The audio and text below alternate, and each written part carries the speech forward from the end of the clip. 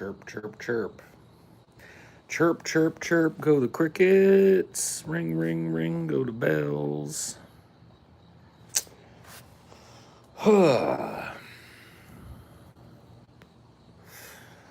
All on a Saturday night. Guess it's Friday. Guess that doesn't work till tomorrow. Well, fuck. Take the shirt off. Excuse me?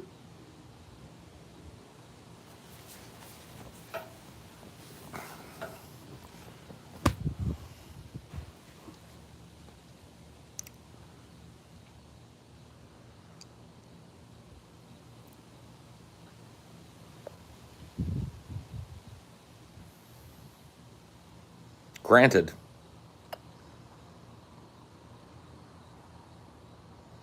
I usually don't like it when people tell me what to do, but for some reason you were very authoritative.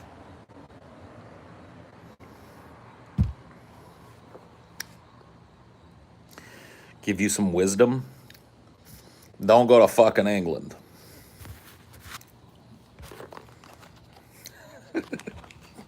Where's my shirt?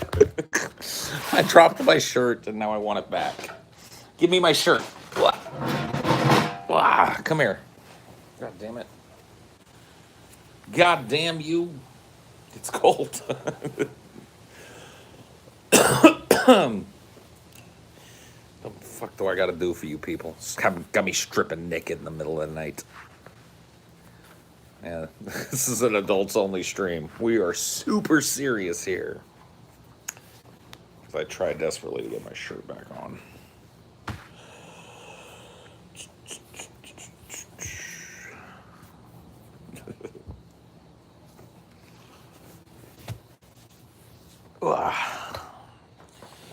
You guys hang out for a sec. I'll be right back.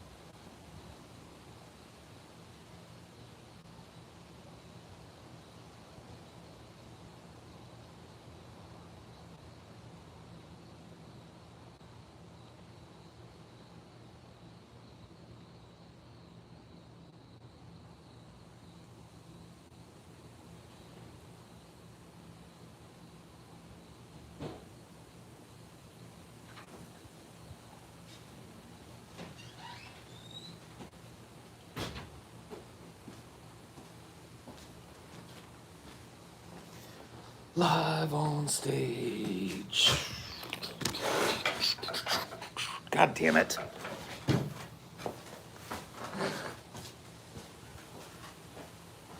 I'm an idiot.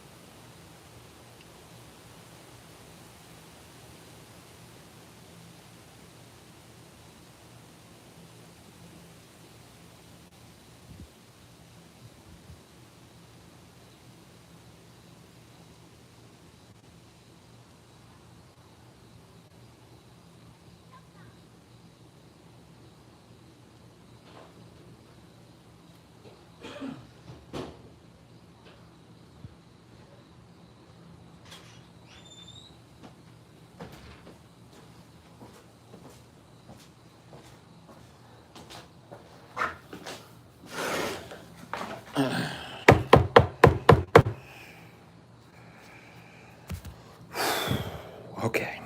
Now we are ready. Now we're prepared. Now we have the night lined out with some delicious papaya, some indica to mellow and soothe the savage beast that rages within me.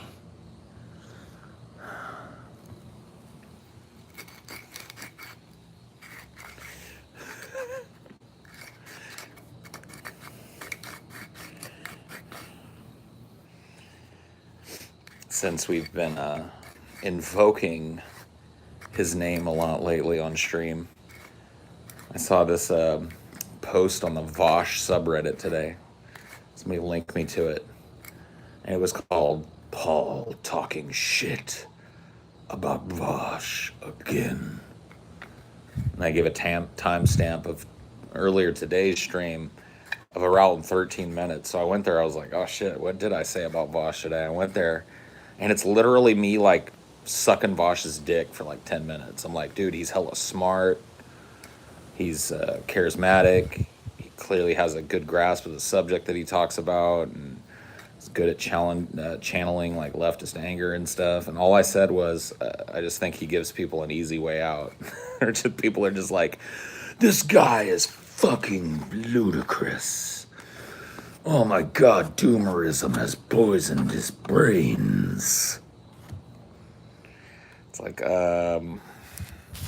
if there's any brain poisoning going on here, I think it might be you. I think it might be you that's got the poison floating around in his cerebellum if you think that the fucking DNC is your friend or the way forward. Oh well. Oh, to the fuck well. Is there certain states that no confidence should focus on, or is this an every state thing from the beginning? I mean, I'd be willing to be open to some, like, depending, some strong pushes in states where we can really, like, deal a blow to the DNC. But as far as I'm concerned, it really just requires you to be an American citizen.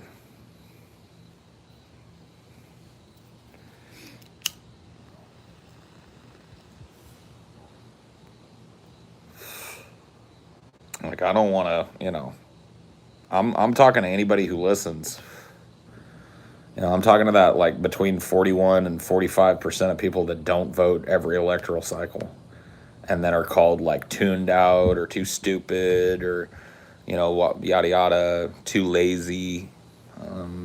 I got a feeling like most of the people that don't vote, if you bothered to ask them, would give varying answers that are pretty close to mine in theme. It's a rat race, it's bullshit, meet the new boss, same as the old boss, etc. And so I'm speaking to those people. And in the meantime, trying to get those people to vote at the very least down ballot and make a statement with the rest of their ballot. A statement that lets the DNC know unequivocally that they will not be supported by this new block of voters and anybody that's willing to fucking come over from the current block of voters. The idea is to make things uncomfortable for the Democrats, just as they're going back to sipping brunch and having their expectations exceeded by Joe Biden. The idea is to throw a bee in the bonnet of the left who's gone back to brunch. The idea is to encourage people to take direct action. Call me crazy.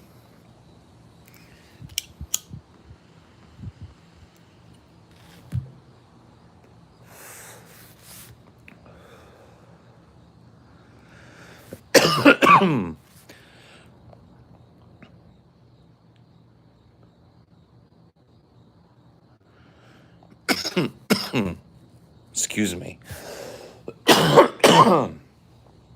Oh, please, marijuana, please. Be kind. Be kind and be gentle to me.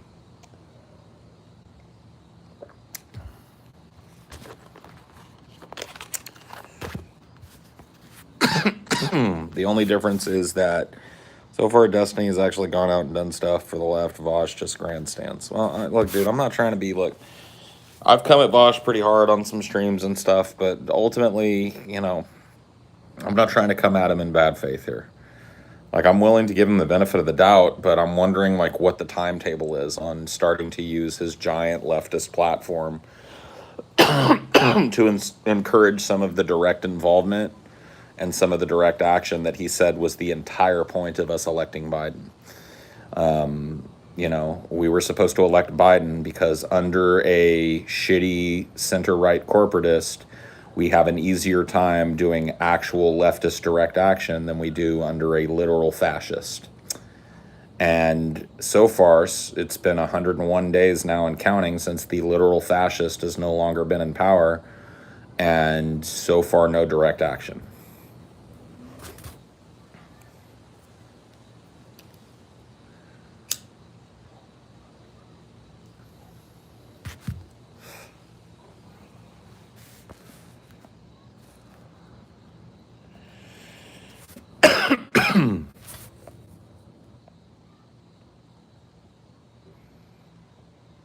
You've already admitted that direct action was never the point? What? Huh? I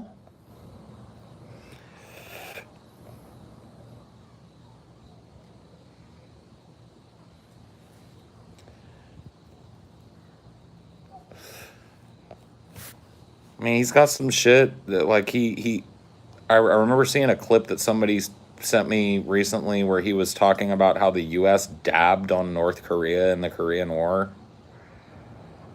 And then, like, he kept doubling down. Like, I thought at first he just made, like, an ill-timed and, like, kind of, like, stupid joke. But then he kept saying it over and over again that the United States dabbed on North Korea.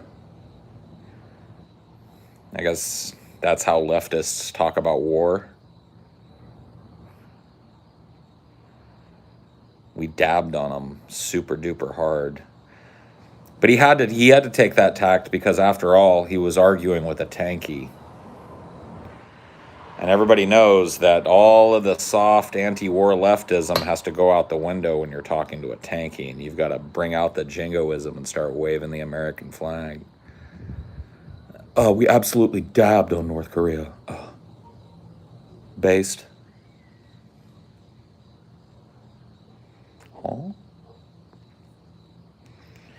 But see, this seems to be shocking to my community and shocking to the people that wander in to listen to me say it. But this is not shocking to me. As I've said before, this is not the first Vosh that I've seen come and go on the left.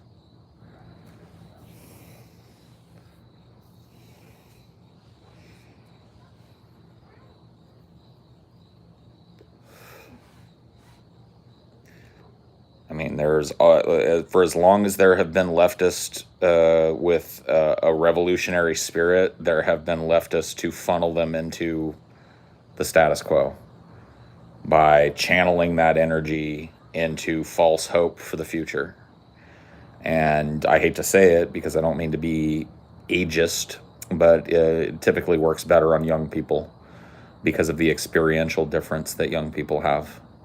They haven't lived through 8 cycles of this tactic, and so they think it's something new and fresh because the guy that's delivering it to them also does, 3.5-hour deep dives on Marx and Engels while he's playing Bloodborne and shit. You know what I mean? And so they think, like, whoa, this fucking guy. You know what I mean? I haven't read all these books that he's read, but the way he contextualizes this must be true.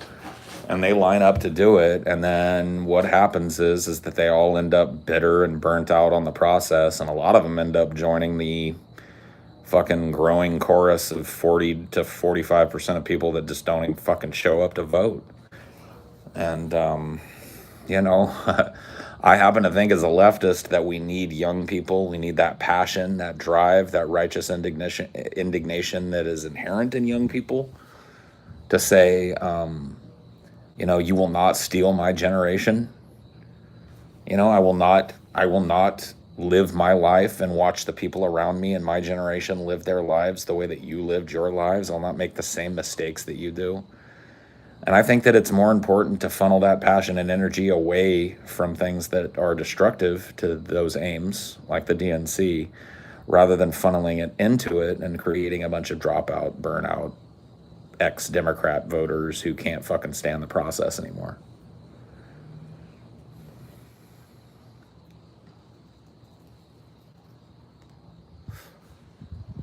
You know?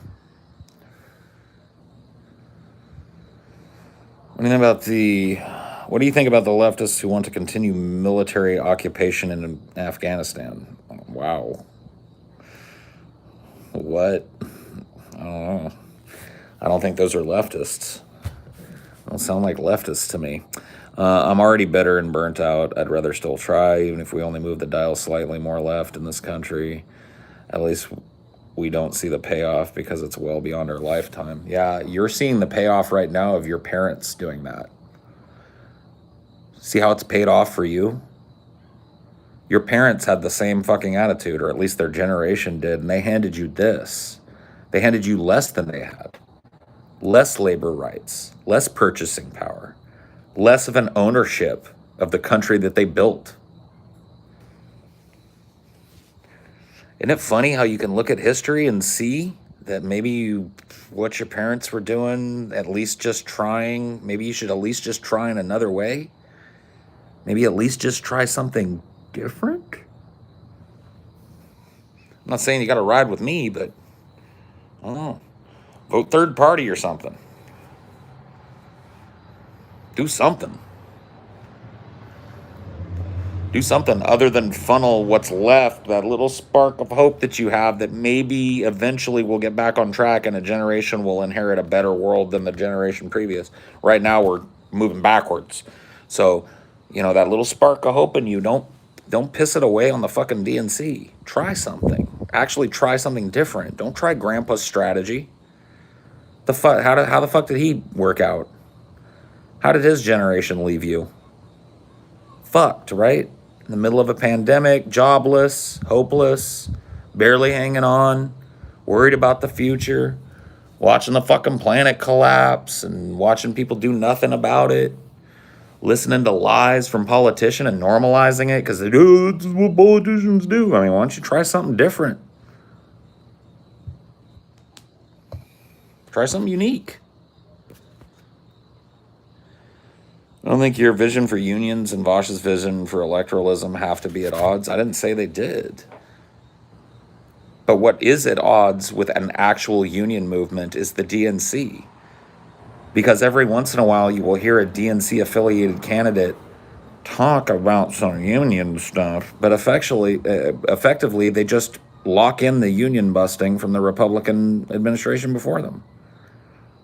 There's no real labor advocates in the high fucking halls of power in the United States. Not anymore. That died.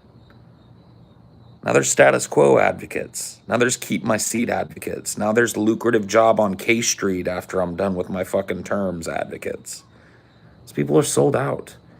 Even the ones you believed in the most have sold you up the river. The people that were supposed to be a departure. But guess what? They had the scarlet letter of the DNC stamped on them, and you chose to ignore it. And you elected them. You put your faith in them. You yas-queened them to fucking international stardom. And they've done fuck all for you as a result. Bet there's a lot of people wishing they could take back them yas queens now, huh? When they signal boosted fucking the squad like it was going to actually do a voting block action. Remember when they promised? That was the whole point. And now look at the walkbacks that have happened. The whole point of the squad was so that they could go out there and act like a squad, vote like a squad, use the slim margin in the House to force votes on otherwise inaccessible leftist legislation, to push it, to fight for it. They've yet to do it one time. It's not like they've tried it once or twice, so that's not enough. That'd be one thing. You could say I was splitting hairs at that point. Goose egg. That's how many times the squad has gotten together as a voting bloc to force fucking leftist legislation to a vote. Let's count that. Let's keep that number in mind, 0. And let's try and do some math on our heads about how many self-promotional interviews members of the squad have done. I gotta imagine AOC's probably done at least 200 interviews. I'd probably way lowballing that, right? The other members, somewhere between 150 and 100 maybe. They've had time to go out and self-promote. They've had time to go out and pretend to be leftists, but when it comes to the showdown, for some reason, the squad squats.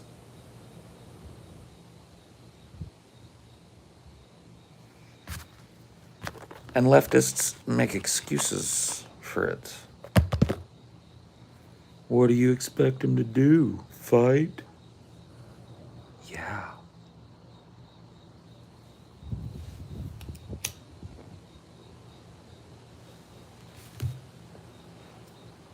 What do you expect them to do? Make good on anything that they said they were gonna do? Yeah. But I'm the one being unreasonable here. That seems to be the tact that people are going with, that I'm too poisoned to make a take that's right. And yet my take is the squad should be doing shit. And until they start doing shit, we should stop treating them like they're some kind of fucking social warriors and start treating them like what they are. Do nothing leftists to this point. Get on the ball and start working for us or get primaried. That's where I'm at. Where are you at? You want to let them sit there and get fat and rich and get a nice fat K Street contract when they're done? Or, even worse, rise to some sort of chairmanship or speakership of note and take their fucking lack of passion there? Stop making excuses for these fucking people. Start telling them to do the people's business or they get primaried. See, this is how you exert pressure as a leftist. When you ask for fucking sustenance and they give you a bowl of lukewarm dishwater, you swat that motherfucker away and you say no. And if you're not willing to serve me a fucking dinner, you get primaried. Nobody's saying it. Not a single motherfucking bread tuber saying it. Show me one. Show me one bread tuber that is called for threatening any of the squad members with primaries. Threatening any of the squad members with pullback of support from the left wing. I'll wait. How do you think you get leverage over politicians? By sucking their dicks all day?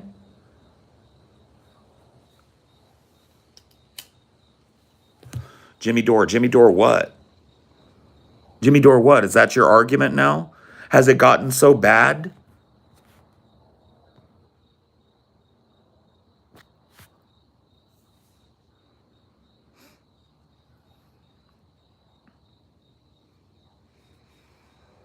If you're going to make promises to take action, and then once you take office, you make excuses for how you just can't, you get primaried. You get thrown to the fucking wolves.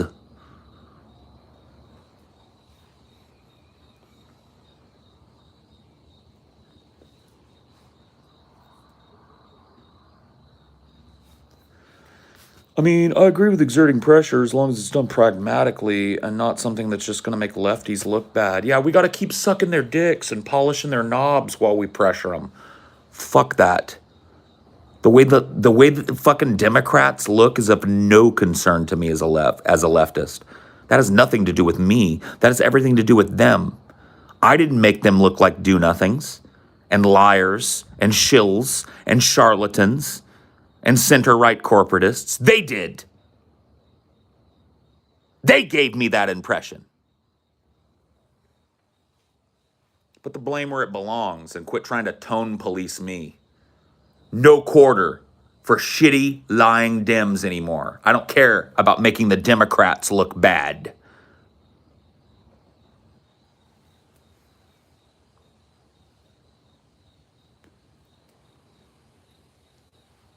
Next. Next concern.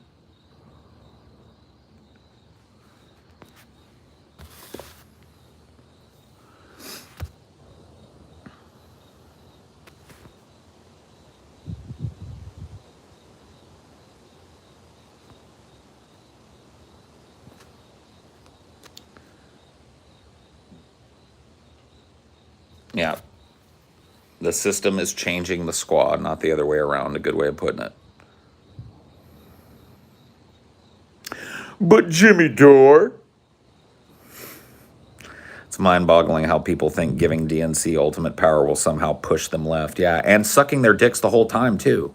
Like when they're in threat of actually losing again, rather than right up until the last minute. Like even if you're going to vote left, right? Even if you're going to vote Democrat, even if your ultimate plan in your heart of hearts is to, let's talk a little bit of praxis right now. As a leftist, I don't really care who you vote for. Let me just throw it out there. I really don't. I can't look over your shoulder in the voting booth. But let's talk praxis. Even if that is your intention, to walk into the voting booth and just check every D, bubble every D, and walk out. Okay? You are better served pressuring them while they need your vote than you are not doing anything, which is what's going on now, or claiming you're going to pressure them after you get their votes. That's not how leverage works. That's not how you, as a member of the proletariat, apply leverage in a democracy. You apply leverage by vociferously stating that you will not vote for a single DNC fucking candidate until they come to the table. You don't reward their inaction with more votes, and it's going to happen. The ramp up is due to start in about 3 to 4 months. BreadTube is going to be all about the midterms and all about how you have to align yourself once again as a leftist with the DNC. And it's going to be more of the same. And then you'll get about a 1-year break from that. And it'll start again. This time, we got to vote for Kamala. Guys, let's let Kamala start let's let Kamala finish what Biden started. Ooh, I felt a prophetic tingle when I said that. I bet that's used. Guys, we have to let Kamala try and continue what Joe Biden started.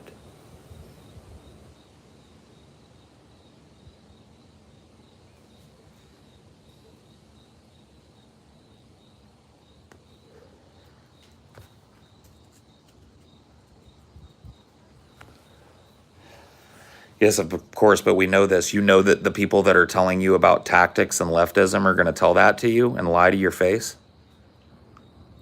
You know that, and you continue to argue against me? Whose side are you on? Which side are you on, Ricklin? Which side are you on? Take a stand. Your rhetoric is confusing. Almost like a tap dance. Oh, let me throw this at the wall and see if it sticks. Let me throw this at the wall and see if it sticks. None of it's sticking. You might want to rethink why.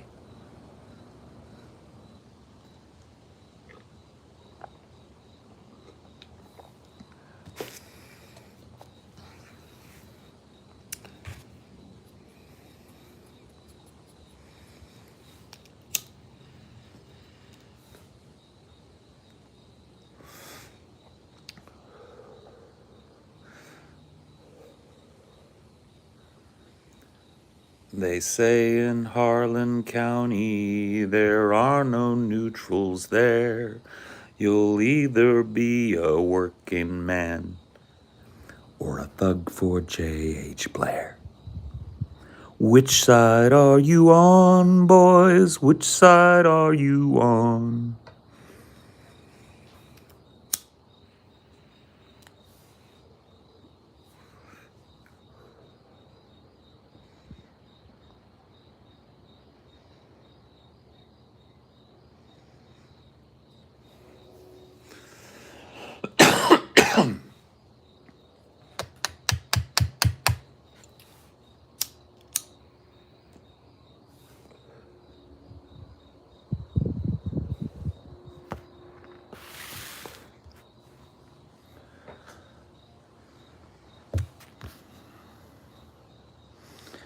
No confidence indeed.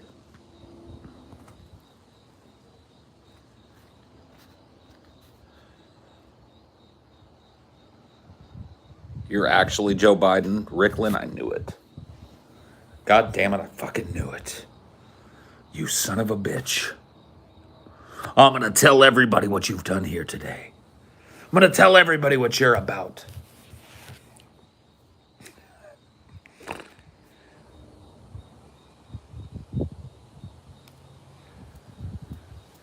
I don't think policy is made by any other mechanism than major public instability or monetary incentive. Well, under the current system and paradigm, I totally fucking agree with you, which is why I advocate so strongly against it. Well, one of the reasons, anyway. Which side are you on, boys? Which side are you on?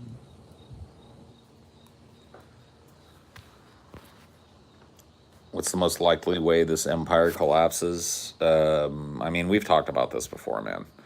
Ecological collapse leads to mass migration. Mass scarcity of natural resources lead to resource wars. Resource wars lead to the eventuality of nuclear war. If that doesn't happen, the ecosystem collapses anyway. The oceans stop producing oxygen because phytoplankton can't grow there anymore, and something like 40 to 45% of the oxygen that gets produced, or 40 to 45% of the conversion of carbon into oxygen, is done by phytoplankton. The ocean is becoming an unsustainable environment for phytoplankton and everything else living in it. The earth is dead. It's like Terry Schiavo. You remember Terry Schiavo? You guys probably don't. Terry Schiavo was a woman who was at the center of a big moral debate about whether or not someone had the right to have the plug pulled when they were in a vegetative state and had, no medical confidence in ever recovering. That's the United States right now. The United States is Terry Schiavo. Already dead, being kept alive by a couple of political machines, and just waiting for the plug to be pulled.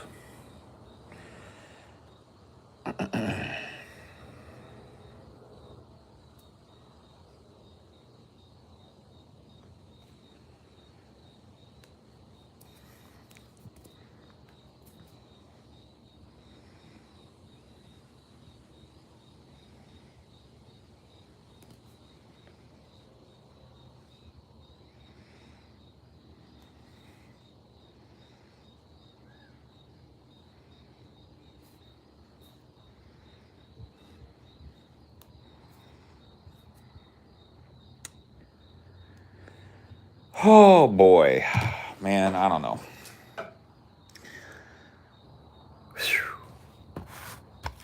I gotta tell you guys, man, it feels good to have this new kind of tact to take, but making the same argument over and over and over and over and over and over and over and over and over and over and over and over for years and years and years and years and years and years and years and years gets fucking exhausting.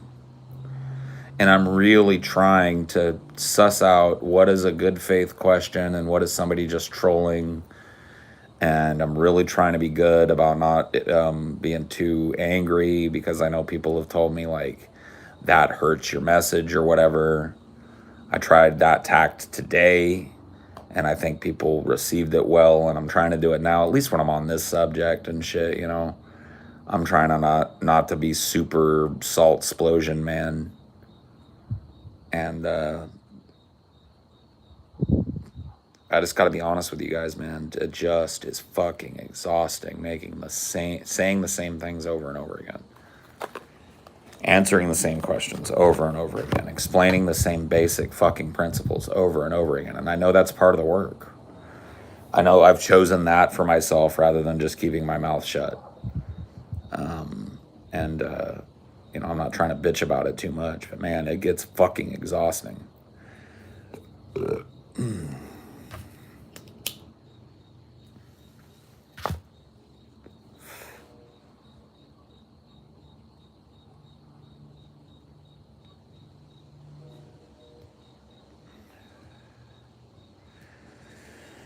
I really do. Like, I'm not even fucking joking.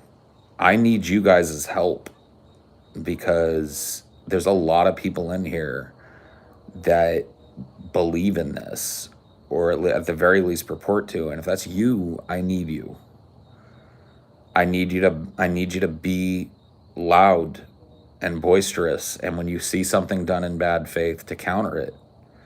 I'm not talking about go out and fucking defend me. I'm talking about defend the position. Defend the position that you're willing to take with me. I don't give a fuck. Don't go after people that make personal attacks on me. They're not worth your time. Go after people who are attacking in bad faith the argument that you have bought into for me and for us. That's what you can do. And if you think it doesn't help, you're wrong. What can you do to spread it? Keep talking about it. Talk about it with people in your real lives. Talk about it online in whatever communities you're part of. You know what I mean? I'm not trying to shill for more fucking attention for myself, but blast out the hashtag.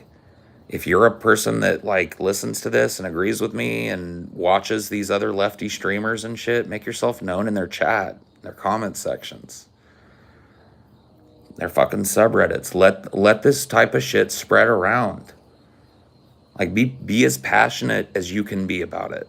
I know everybody's got jobs and bills, and some of you got kids and fucking. I'm not asking you to devote your life to this shit. All right? But like make the presence of this known, and make it known that you plan to fucking walk on this path. Fuck me. Don't push me to the head of this. I don't care if you mention me at all. Mention this. Make this argument. Feel free to take it as your own. To be quite frank with you, I would not be a good leader for this movement. So let's get this bug in the ear of somebody who would, and I will gladly hand it to them. Help me with that.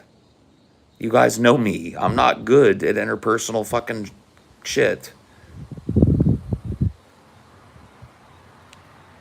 I'm not good at glad handing, and I'm not good at any of that shit. So that's where you come in. And if you think it's not important and you think you're not helping, you're wrong. I sympathize with you guys. I'm grateful in my country I'm able to vote for a leftist third party that has come within 5% of winning. Well, good for you, man.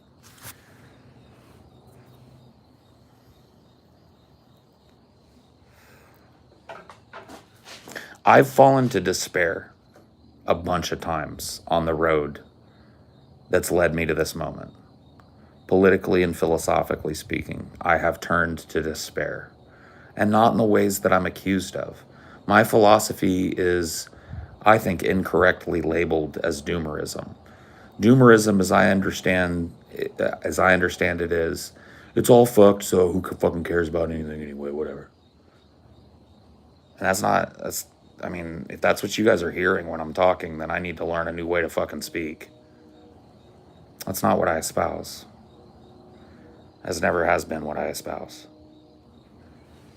And so, the despair that I've fallen to, that I was alluding to, was not that kind of despair. I was despairing of my ability to be effective at conveying these ideas, and I still despair of that every day. I've really been thinking about that lately. Because on one hand, I'm set in my ways and effective in my own way. And on the other hand, I'm very unadaptable when it comes to things that I'm passionate about. When it comes, not unadaptable necessarily in terms of my ability to change my beliefs if I'm presented with better evidence, but unadaptable in that I don't mix well with polite company or whatever. I don't know how to do the dick stroke game that needs to be done to get, hoity-toity kind of intellectualists to listen to these types of ideas or to take them seriously. And to be quite frank with you, I am utterly aware of my markedly clownish nature. I accepted it a long time ago. I'm not a guy that inspires a whole lot of seriousness when people look at me. I don't have the look. I don't have the tact. I'm just not that guy. And I'm not trying to be down on myself. I don't want to be that guy. I want to be Paul. But that kind of precludes me from really being an effective leader in this type of a fucking situation, which is why I need your help. I need your help so that this bug gets in the ear of somebody who is a good leader, somebody that can dial down their fucking anger, dial down their angst. I can consult on the shit.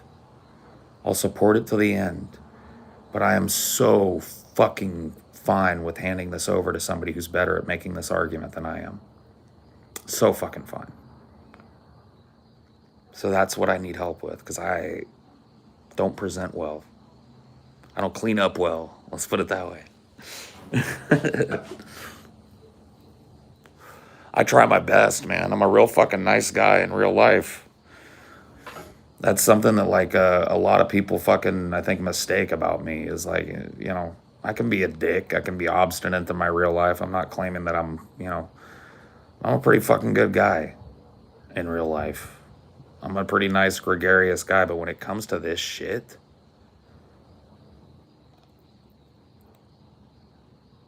I'm so fucking beyond done. Just thinking about it makes me angry. And makes me want to go on one of my salty, yelling, screaming, fucking, berating fucking tirades. Which, you need those every once in a while. I'm not saying that it's always bad when I do that, but if that's all I pump into this, it's never going to get beyond me and you. So that's my work, right? I got to try and find a way to do this in a way that's interesting to people still, but still fucking allows for my passion, because I can't have that subdued to the point of non-existence. Then I would feel like I was defeating my own purpose. So I need to go. I need to give this to somebody who's got that. I need to reach more people with this, and in a way that's not going to be immediately abrasive and immediately easy to dismiss, because I'm a big, fat, hairy, old, bearded stoner. You know what I mean? Not that I think that people will take me much fucking seriously if I shaved my beard and cut my hair. You guys have all seen the White Guilt Paul picture. You know what I mean? Like, I'm aware of optics or whatever the fuck, and I'm not that great at that, visually or audio wise. I don't cut a good jib. I look at it, I know how that hits people outside of people who know me or people who give me a chance or people who are also like me. Those people excluded. But I know how, I'm not talking to those people. Those people already know what I think, and they've already either decided that they agree or disagree with me. I need to get to people that haven't heard it yet and give them the chance to make that same decision.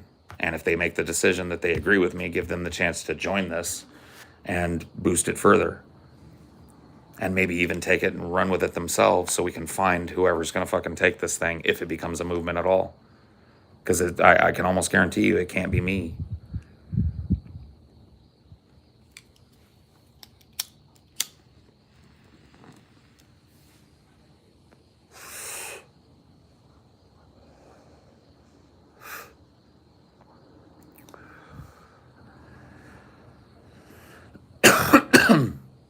Right. I mean, ideas transcend what you look like, right? But it requires other people sometimes to take that idea and contextualize it and present it in a way, because people have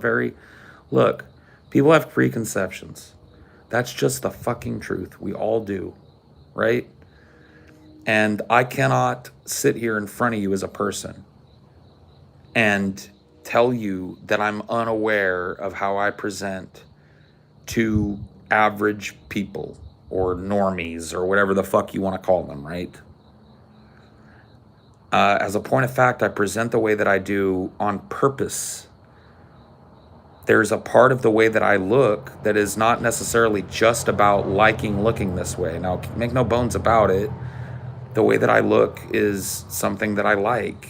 I look this way because I want to, but I also look this way because I want to mark myself visually in public as a person who is off the trail a little bit. Because that's what I am. I don't want to look like something I'm not. I don't want to fucking dress up in a tux and come at you guys with the fucking champagne sipping 50-cent college word laden rant. You know, that ain't me. It ain't me. I ain't no senator's son.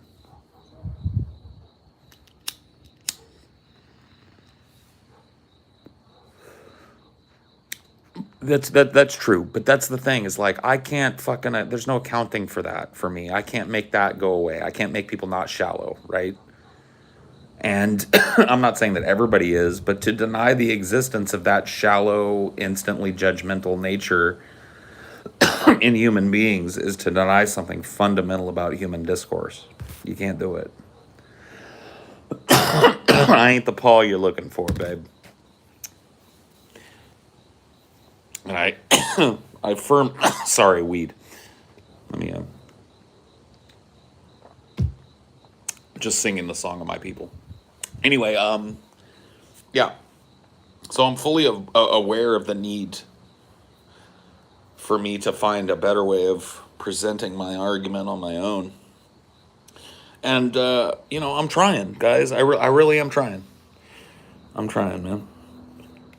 I'm trying to take some of the feedback, at least the stuff that I feel like is made in good faith, and some of that stuff that I've read recently that has kind of had me thinking is like, yeah, the way I present in terms of my like anger and saltiness and kind of all of that stuff, well, it's what I'm known for. When it comes to this kind of fucking topic, it ain't really the greatest way to get people to listen to you all the time, you know? It can be a fucking tool, right? Like, it can be a tool to get people to listen a little bit to what you got to say, and certain people perk up and are inspired by passion, but other people aren't, right? Like, other people are turned off by that shit. They want to hear this, like, cold, logical breakdown of shit. And look, I got to try and find some kind of middle ground between those two things, I think, to be true to myself. You know what I mean? I can't be analytical and only analytical. I just can't.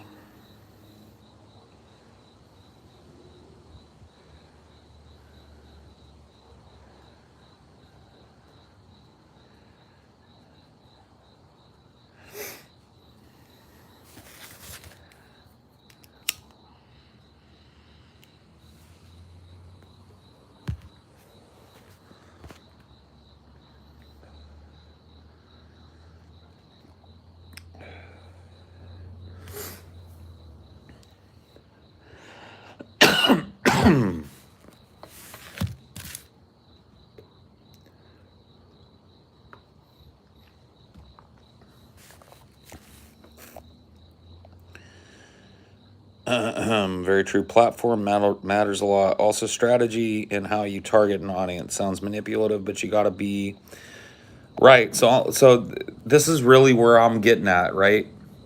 Like I I agree with you. It seems fake, and it is. It's fake, right?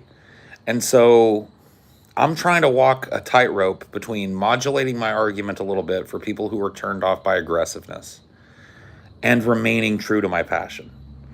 And if I can find some kind of happy medium between those two things, no matter what it is that people say, I think that it'll be slightly more effective than what I'm doing now. I've been yelling at my fucking phone for a year. And look, some people hear it and love to hear it. And, I've been yelling at my phone for longer than a year, but I mean, specifically on these types of subjects, right? Good year and change. Maybe even longer. And it's not working, right? And I'm not talking about it's not working because I haven't exploded in meteoric popularity, right? It's like none of these ideas that I have are impinging upon the mainstream. And I don't blame myself fully for that, but I do take some of the blame for that. I do. because of the aforementioned things, because I know how I present, because I sometimes choose to present as more acerbic than maybe I should be. You know, I take my part of it. But that being said, I think that the people that criticize me in my positions have to take their part of it too, because I am engaged in fucking horrible faith by people. Some of them are trolling, some of them are fucking misinformed, but a lot of them are just making shitty, mean-spirited, dismissive, straw man-y fucking arguments, and they're doing it constantly, constantly, constantly, as if like it's sometimes I wonder whether the intent is to break me with negativity, which I wish I could let those people look into my brain and see the negativity that I've endured in my life and let them know that they're about as worrisome as a cloudy day to me, or craft a narrative of failure with their negativity so that everything that mentions me is appended with a bunch of fucking people saying that they fucking hate my guts and making shitty arguments and easy to fucking meme about arguments, and sometimes just outright untrue arguments. Just complete fabrications will pop up and people run with them because it's easier to dismiss me and my arguments by finding a comment on Reddit that claims I said or did something or advocated for something that I never did than it is to actually listen to me and contextualize what I'm saying and internalize what I'm saying and let it impinge on your fucking personal philosophy. So I'm not taking all the fucking blame, but you know, you guys have, you know, some, not all of you, but some of you guys have said, like, look, when you're like this, you don't have to necessarily be yelling and screaming. All right, well, I'm not promising you guys that I won't do it in the future, but I'm listening, right, to that, because I think that that is an argument that's made that I can't just hand wave. Presentation matters, and even if the argument that follows, the way Paul fucking comes, he's always fucking such an asshole and such a fucking hard-headed piece of shit. It's like, all right, well, I'll take that shit to heart, because that sounds like it's rooted in some kind of like at least perceptual truth in that person's mind, right? They have perceived me as such, and I can't blame them for that,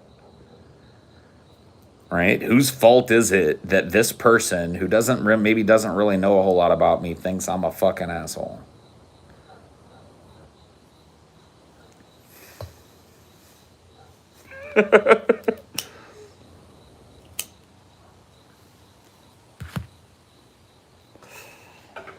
But what can you do but soldier forward and try and get better, right? So this has got to be a two-way street. And, you know, I'm listening. I'm listening to criticisms, you know, criticisms that actually have substance. I listen to, like, for example, there was some worry early on that I might be, like, telling people to invalidate their ballots by writing no confidence or leaving things blank.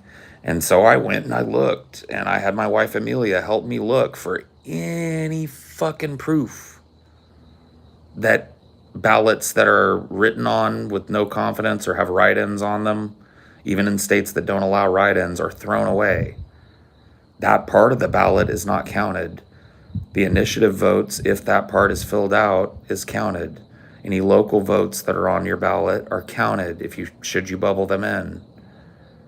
And I could not find anything to the contrary of that. So, you know what I mean? I listened to that argument. I listened to that trepidation. And I went and looked into it. And I'm able to say with something like maybe not total fucking authority. I still might be fucking wrong. But like, look, I looked and looked and looked. And all I found were examples of those types of ballots actually being counted. Like, for example, I was able to find a statistic that in 2016, about 1.7 million people left the presidential part of the ballot blank. So those ballots are being counted. So this argument doesn't hold water, and I'm glad that I was able to dismiss it, you know, or at least in my mind dismiss it. I'm willing to hear contrary evidence if somebody can point it out, but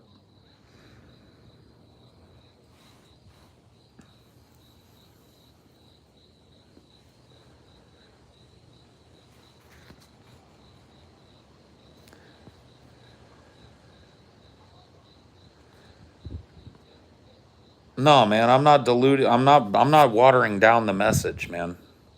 And nor do I look at this that I'm talking to you guys about tonight as a watering down of my overall personality. I am trying to control myself a little better when it comes to fucking having that outburst on this topic. I'm still a salty fuck. I'm still probably going to yell at people and shit. And once in a while, and maybe even more than once in a while, I'm going to yell about this. But look, I'm trying to package things differently. I'm trying to be a little more cognizant and do the whole like close your eyes and 1, 2, 3 thing, you know? Because I get mad. I get really angry at obstinance. Obstinance, I think, more than anything in the world, makes me angry. That and wasting time. I think those two things are probably my biggest fucking pet peeves in the world. And when I come up against it, as you often do when you take positions that are outside of the Overton window, it often comes to you in that form. As obstinance and just an unwillingness to hear what you're saying. And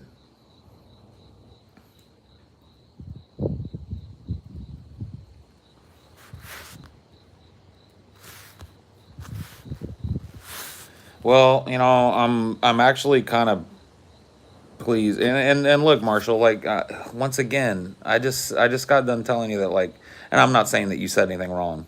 I appreciate that my passion resonates with people. If it didn't, there wouldn't be people here watching me tonight. You know, and there probably wouldn't be people that watch me on my other show either. But I don't want people to think that this is me saying that the passion is going. Like, my passion remains the same. I don't think you have to necessarily. Let me let me go tangential for a second. My dad is not a screamer, right? But I was afraid of him as a child. Not just because that he would occasionally beat me, but because of the way he presented his anger. One time my dad told me, it was actually the Twompet story. He told, I'll walk you guys through the ritual to give you an understanding. And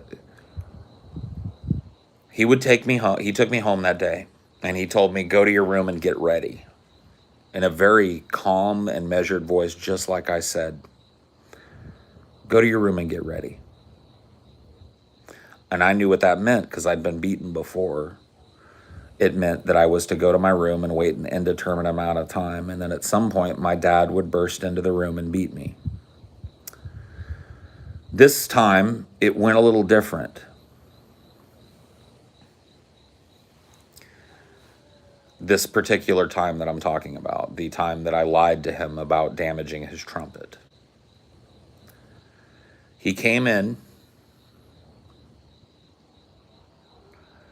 and he looked at me and he said, do you know why I make you come to your room and wait in here? And at this point, I'm a little kid. I was like, and he said, because if I didn't go cool down before I came in here to do what I'm about to do, I would kill you.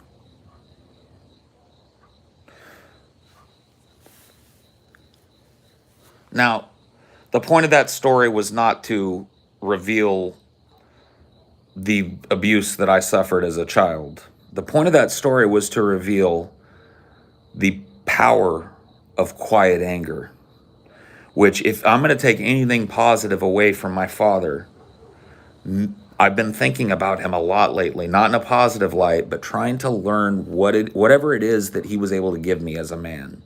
And one of the things he gave me was the ability to portray that quiet anger. I don't do it because I associate it with him. I associate the loud, boisterous anger with my mother, who was not abusive to me in that way.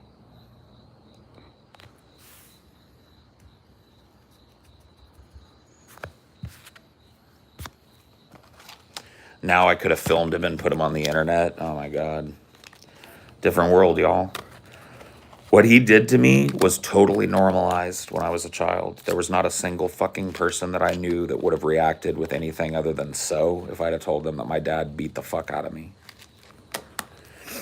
But his ability to convey anger and passion without raising his voice above this level or this level of intonation was something that I picked up from him.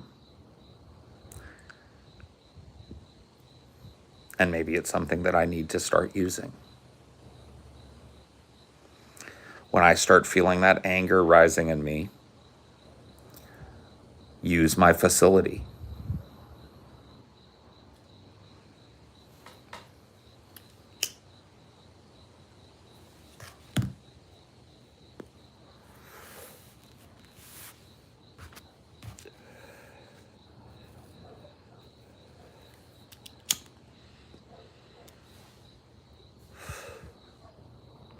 It's hard work facing shit down like that. Your dad. As a man, you know what I mean? Especially a man who has as complicated a relationship with his father as I do with mine. You don't want to emulate that person, but you can't help but emulate that person. Because whether I restrain it or not, my mother is not a person who walks in her life in anger. My father is, and so am I. And so whether I use the tactic or not, whether I couch it one way or couch it another, I'm not really changing the fundamental fact that he left that mark on me.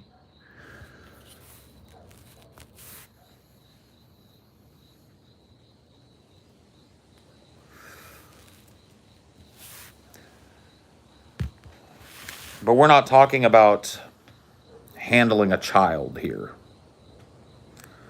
We're talking about philosophy. We're talking about politics, and we're talking about the future of the human race. These are serious topics, not to be laughed at, not to be giggled at, not to be taken lightly, because they affect you and yours and anyone who may follow after.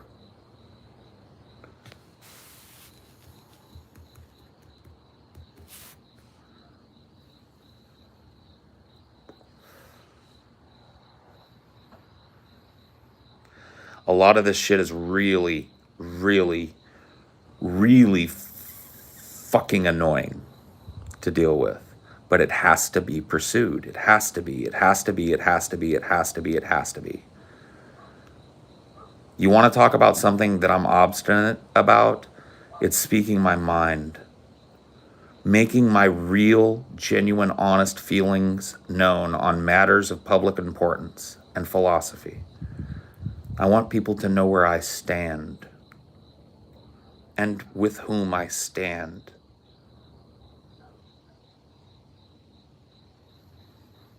$5 for correctly predicting the Vouch vid of the Biden speech. It was no prediction at all. I think, there were everybody probably knew when I was talking about it last night that a video of based Biden was coming. Despite broad leftist backlash. You know what I mean? It's just shit like this. And it's like I'm right about it, right? So let's just say that I give you that, right? That I won that one, that I want to point there. It doesn't matter. It just disappears underneath all of the bad faith bullshit that people sling at me. And the only way I know to cut through that in any way, and you really can't cut through the curtain of it totally, the only way I know to cut through that in any way is to just hammer away at it. That is my obstinance. Not that I'm unwilling to change my mind. Those of you that have been watching me for a long time can vouch for me in the chat. I've changed my mind on a lot of things. A lot of fucking things. There are words that I used to use all the fucking time here that you guys haven't heard come out of my mouth in a couple years. All right? These are very conscious choices that I've made to take a position that I held and amend it when I received evidence. Amend it when I talked to people who were affected by it.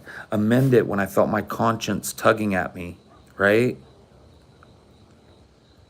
So if you're going to call me obstinate in my refusal to be kowtowed by people who would disparage my character, disparage my intelligence, or disparage my arguments without addressing them.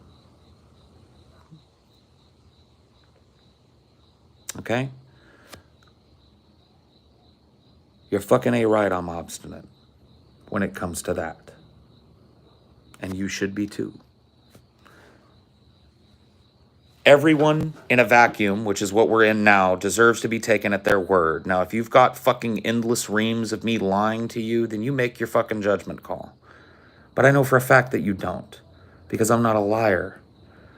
I, like Abraham Lincoln, don't have a good enough memory to be a successful liar. So, I don't do it. I don't make up falsehoods.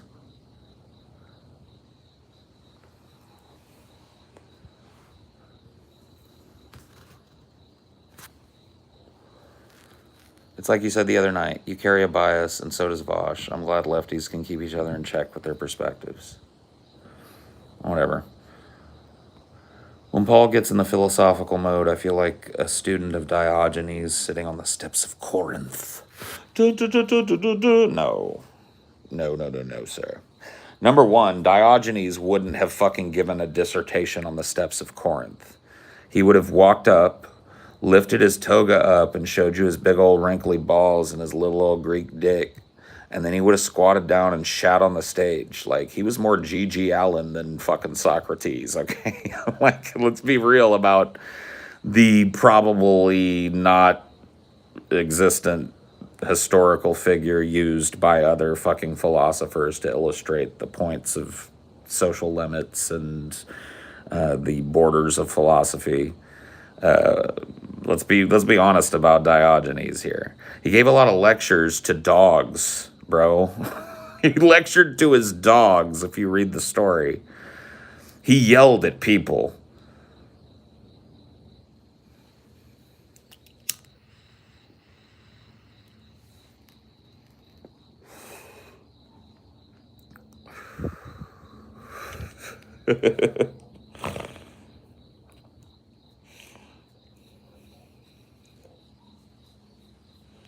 Nobody was there to document his rant, Xenodroid. He didn't exist. This is pretty widely agreed upon Greek historians and philosophers.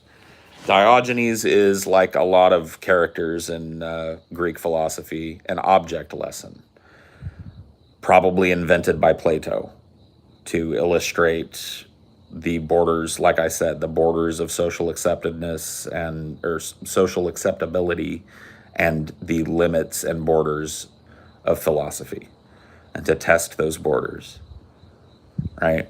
So he was not a person that existed. He was a person who was invented. Dionysus, right? I've heard that Socrates also is an object lesson. I think that scholars are a bit more divided on that, but I would not be surprised. Socrates is, a lot of philosophers say, an invention of Aristotle to legitimize his philosophical chops and to, come up with a creative way to, push forth his philosophy. So, there's a real good chance that Socrates did not exist except as an object lesson. I mean, if you look at the way that Socrates went out, right? I think it was the city of Athens wanted to ban him. They wanted to banish him from the city. They were going to kill him, but then they were like, look, man, we're just going to fucking banish you out the city. And he was like, I won't go. You're going to have to kill me. And he basically forced their hand by drinking hemlock, right? Or arsenic, or whatever the fuck it was, killing himself. Now, as interesting as that is, as a philosophical point, it kind of sounds a little bit if I told you something like that, would that not draw a little bit of a cool story, bro? Nowadays, would that not draw a little bit of a, and then the whole class stand up and clapped, you know what I mean? Kind of skeptical response, kind of an eyebrow raising response, because it's useful, right? Socrates' life and philosophy and his existence, as what he calls in the recollections of his speaking, as a gadfly, right? And I love that. I've always kind of taken that to heart, the idea of Socrates as gadfly, a person whose job it is to settle on the horse and to keep it from getting complacent, right? To buzz around its eyes and to buzz around its tail and keep that tail swishing, and to land on its back and keep it jiggling its back to make sure that it doesn't get comfortable and complacent. That was the idea of a Socrates, gadfly. And that philosophical principle, along with his trial and along with his, obstinance and refusal to accept sentence and suicide, he starts to sound more like a mythological figure than an actually existent one. Does it matter? No. No. He was invented for that very purpose, right? He was invented so that people would consider him a real person, so that they would learn an object lesson from the philosophical principles behind the character. You see? Humanizes it a little bit.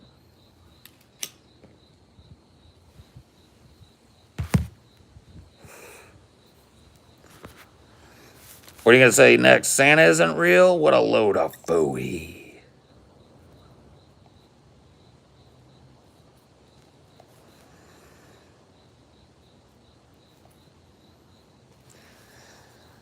I have, as the background on one of my monitors, I think it was Caravaggio who did it.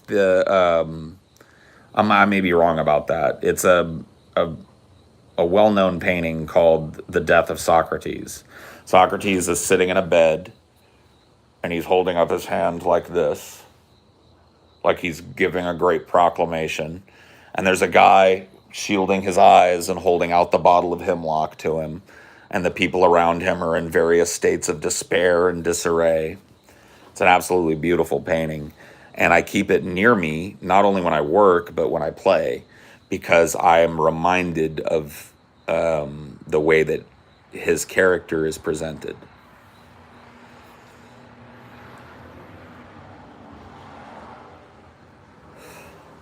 Right? It was a reminder of the power of standing on principle. That's why I keep it near me.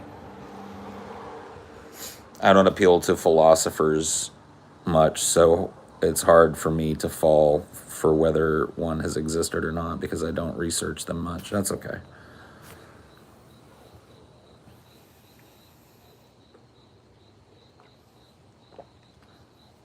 You've got time. You've got time to read some philosophy, and there's nothing wrong with being uninformed or uninterested. There's a broad range of philosophy. See, there's a lot of gatekeeping in the philosophical community. If you don't have a philosophy degree, then you can't speak on philosophy. If you haven't read all the greats and can't answer a quiz about all the greats, you can't be a philosopher. You can't be a student of philosophy, blah, blah, blah, blah, blah. But philosophy is not just presented in proclamations and old books. And philosophy certainly isn't dead. So the idea that you can't learn from the philosophers of the modern age, who clearly built upon the foundation of the philosophers of the ancient age, or that you don't learn about them whether you find yourself interested in philosophy or not, is a little silly. You do. Musicians are philosophers. Auteurs are philosophers. Actors are philosophers. Podcasters are philosophers, right? These people that you go to for not only entertainment, but comfort in times of emotional turmoil. You put on your favorite song because it makes you feel good, because it's filled with humanistic philosophy. It's filled with contextualization of the human condition. It makes you feel connected. And that is philosophy. Not studying dirty old books and being able to quote people who've been dead for thousands of years. Philosophy is, very simply put, that transfer of the way that we perceive the human condition from one person to another via some media, whether it's a talk at Speaker Square in New York City, or a multi-platinum record album, or a blockbuster film, or an indie film. It's all philosophy. It's packed full of it.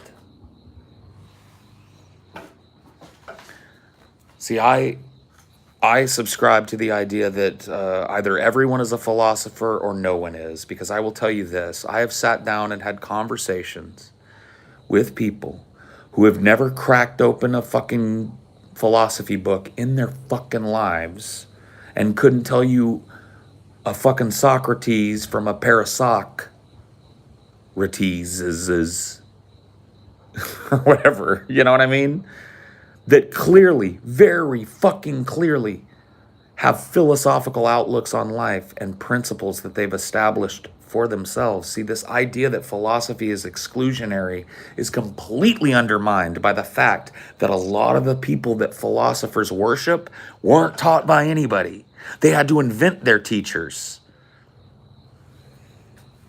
Oh, yes. Oh, well, where do you get this authority from? I had a great and wise teacher named Socrates. See? Does that sound like the kind of subject that you've got to go study for fucking 90 years to be able to say one authoritative thing about? No, you're a philosopher. If you engage in philosophy, if you discuss your personal philosophy, you're a philosopher. You take bits and chunks from other people, just like the philosophers we revere and know to have existed did. Plato, Aristotle, they borrowed heavily from actually existent, provable historical figures and wove that philosophy together seamlessly. I don't know propositional logic, no.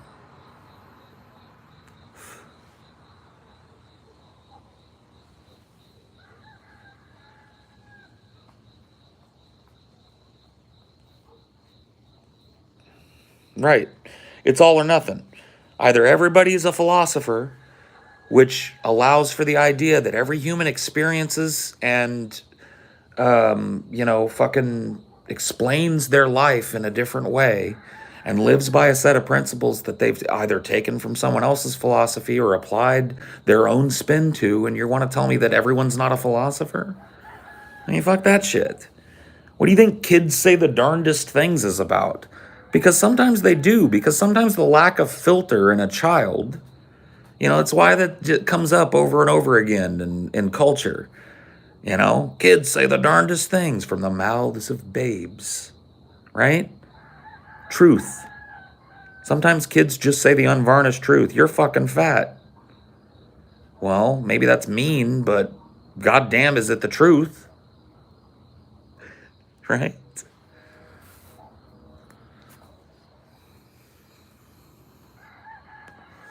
Yeah, Socrates was no fan of democracy. He openly mocked it. So do you think that philosophy is inherently gatekeeping to poor people since they spend so much time working to feed themselves? They have no time to think about. No, see, that's not you don't understand, man. You don't have to sit down and go, what am I? And where doth my star lie? To be a fucking philosopher, right?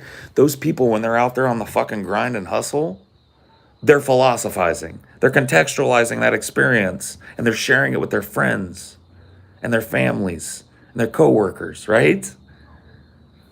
That's where philosophy is born, an actual human conversation and feeling, not at the end of some book. Now, I'm not telling you don't go read philosophy. A lot of interesting shit in there. A lot of stuff that's foundational that you could learn from. A lot of really fun stuff and a really useful stuff for you in that. I'm not trying to ward you away or be a fucking anti-intellectual here. Go read that shit. But don't be gatekept by it. Don't think that that's philosophy, and in order to do that, you have to go to a fucking college and spend 4 to 8 years just reading it. Everybody's a fucking philosopher. Or nobody is. Take your pick.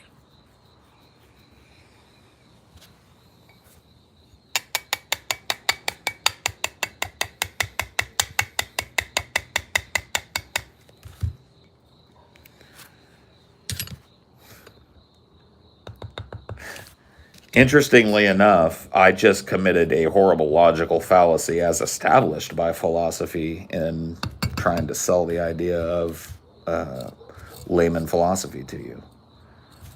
I gave you a good old false dichotomy. Either everyone is or no one is. Not allotting for the idea that maybe only some people are. Right? That rooster near you that won't shut up is a philosopher. Sure as fuck. He marches to the beat of his own drummer, I'll tell you that shit.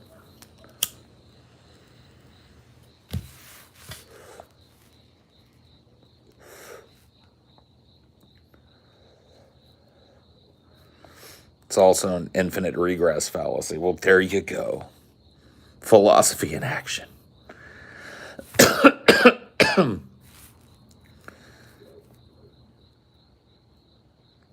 You see that new Vsauce? I don't watch Vsauce.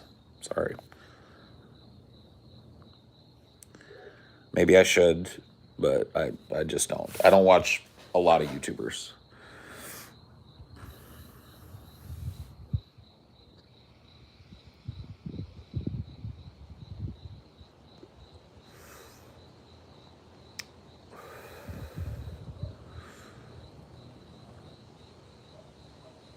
Everyone is a philosopher. Doesn't mean they're good at it. Right. Sure. Fair enough.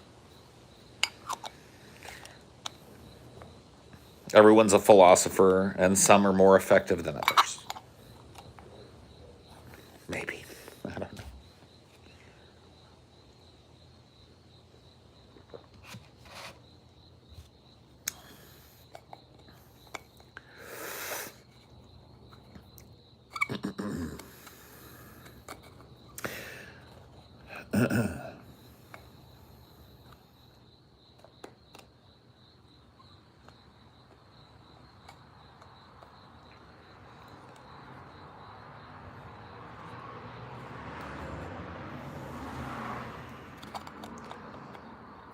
It gets so real sometimes.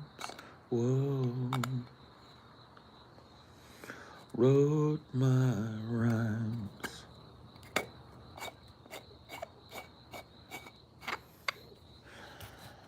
Living in Jamaica, all the love that I found makes it hard to keep my soul on the ground. You're a fool. Don't fuck around with my dog.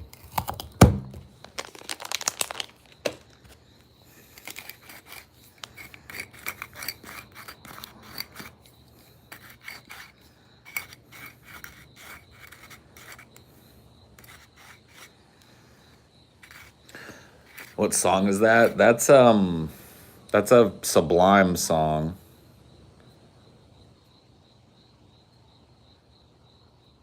Somebody in the chat help me out. Any Sublime fans out there that can tell me the Sublime song that I was just singing?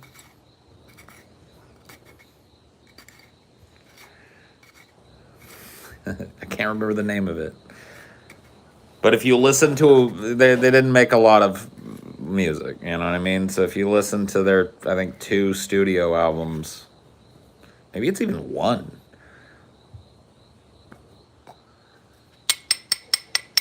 I'm trying to remember how it goes, because I think the fucking hook is in there, but I just remember,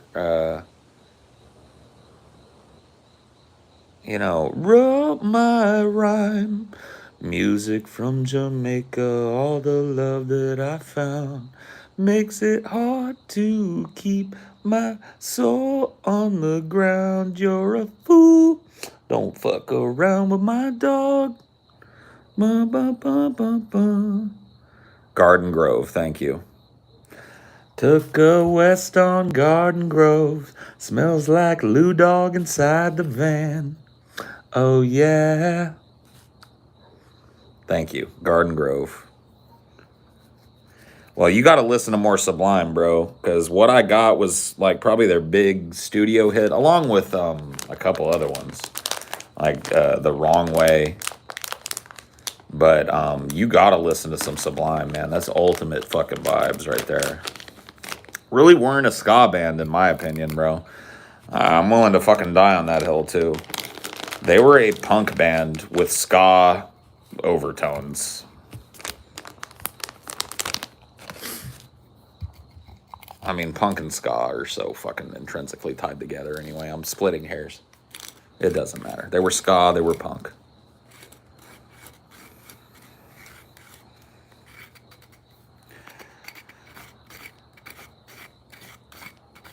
Take a left on Garden Grove.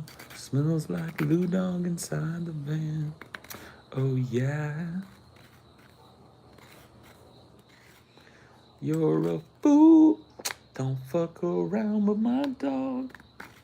Bum bum bum bum bum. Bum bum bum bum. Got this bass guitar. I got the deuce deuce in the trunk of my car. Oh man. Yeah, they were fucking dope. Sublime. What a fucking great name for that band too, because they really were. I've listened to Steely Dan, yeah. I'm a fan, but I'm not a fucking fan, you know what I mean? They don't come across my fucking mind all that much. You could call them skunk.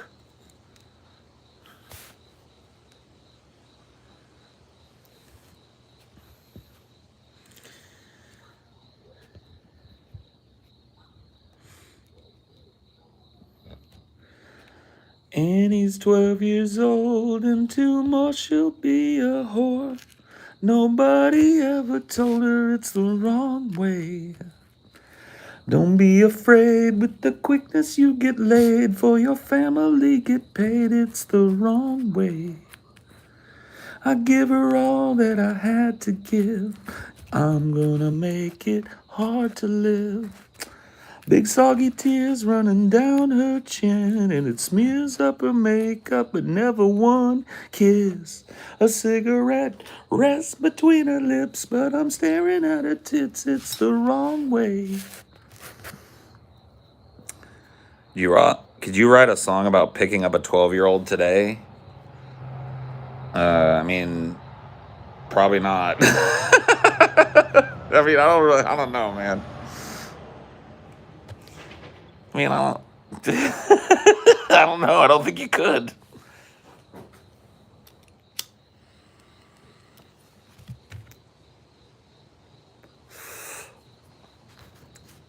I mean, I don't think she's supposed to be 12 in the song. It says Annie's 12 years old, and 2 more she'll be a whore. Nobody ever told her it's the wrong way. It goes on to, like, I'll give you the whole thing. The only family that she's ever had is her 7 horny brothers and a drunk ass dad. They needed money, so they put her on the street. Everything was going fine until the day she met me. So it's about a guy that, it's almost like the storyline to Taxi, or to Taxi Driver, right?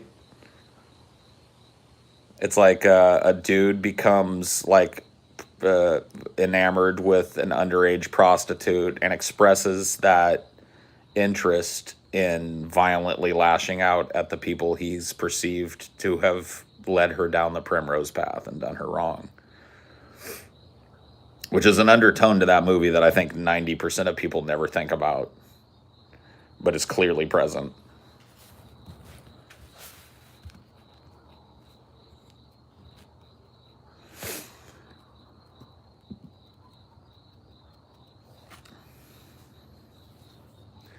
Yeah, it's not like, yeah, it's not like a, I don't know. I never took it that way anyway. I don't think it was ever received that way.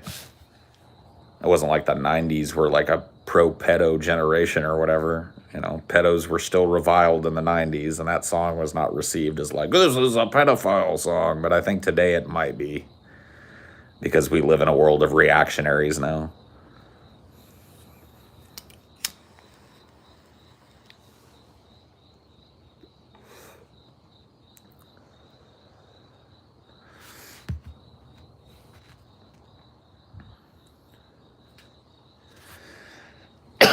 Yeah. I don't practice Santeria. I ain't got no crystal ball. And I had $1 million, but I spend it all if I could find that Heine and that Sancho that she's found. Oh, I'd pop a cap in Sancho and I'd smack her down. See, violence against women in a song.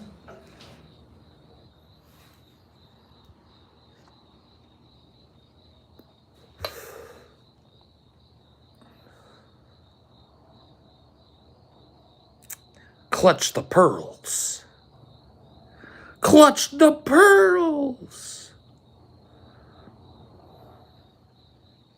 That's what I love about Sublime. If you listen to their lyrics, not all of them, but some of them are very dark, but they are always so sublimely chill and upbeat and cool. How do you do that? I don't know. Sublime. They did a song called Date Rape. She was found and I was found. Yeah, they did a whole. The song is called Date Rape.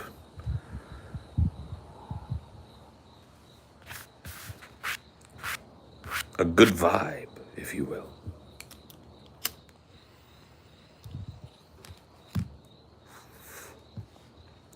Summer music in my mind, yeah. They kind of stick out that way to me too, because I think that that What I Got, oh excuse me, that What I Got song dropped either right before or after summer. God damn you, weed.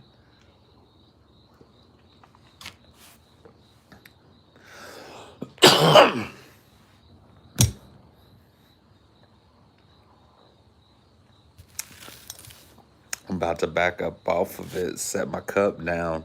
Tangeray and Chronic. Yeah, I'm fucked up now. Minus the Tangeray.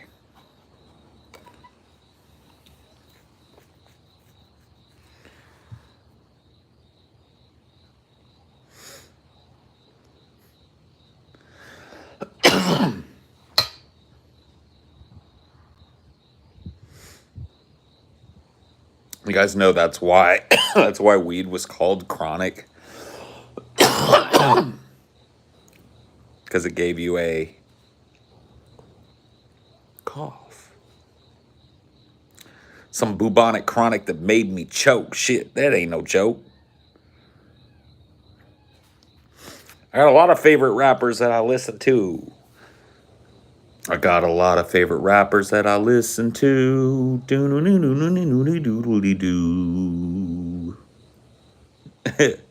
like Vince Staples a lot. His name comes up in my mind almost immediately every time somebody asks me, who's your favorite modern rapper? Like Vince Staples and, Post Malone. Big fan. Like even some of the ones that get memed on a lot, like Lil Pump. I'm a fan. Especially the early shit. Lil Pump. 100 on my wrist. 80 on my wrist. Freddie Gibbs, yeah. Dig it. Young Thug, not a huge fan. Do like Da Baby, though. Not to be confused with Lil Baby, who I'm not as big a fan of. But Da Baby, though? No hate. But Da Baby is the baby that I go with. Lil Baby doesn't quite live up. You know what I mean? Now, I listen to a lot of modern rap. I immerse myself in it. Playboy, yeah. Whole lot of red. Playboy Cardi. If you don't drop whole lot of red in 5 hours, I swear to God, I'm gonna leak the whole album. Whole lot of red. Only the real ones know. Yeah, Mario Judah, yeah. Who the fuck is Mario Judah?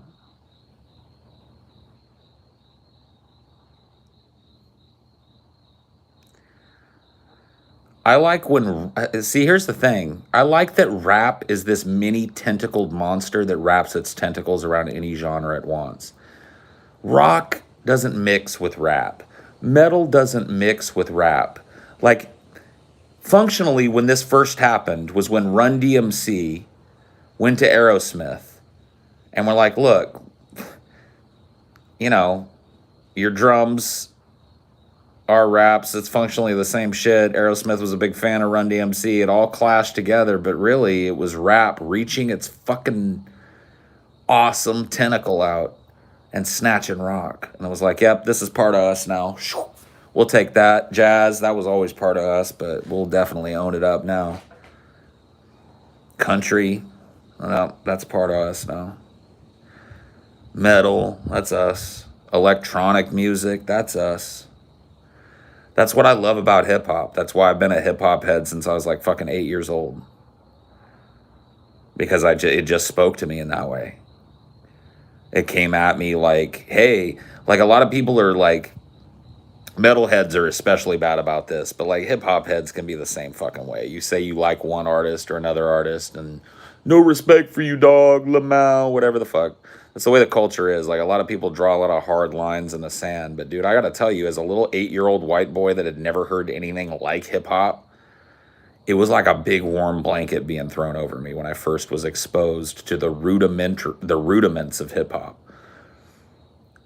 You know what I mean? It was like, it felt great. It was like, come on in. It's comfy here and everybody's invited and it's fucking awesome and everybody's ass shakes in the same way. Let's do it. It just felt that way. And it wasn't even really a rap song that pushed me towards it. It was more of an R&B song, which had a lot of crossover in the 80s. We've talked about this before. There was a band called Belle Biv DeVoe, like a group, I guess. And they had basically, you know, kind of like what is popular now, singing over break beats and rap beats and shit. And I heard it when I was at a fucking skating rink, of all things, at some fucking kid's birthday party who I can't even remember. And I heard that fucking song, and I was like, it was stuck in my head for fucking days. I begged my parents to get me that album. Poison was the song that I heard. That girl is poison. And I was just like skating around going like, fuck. Never trust a big butt and a smile.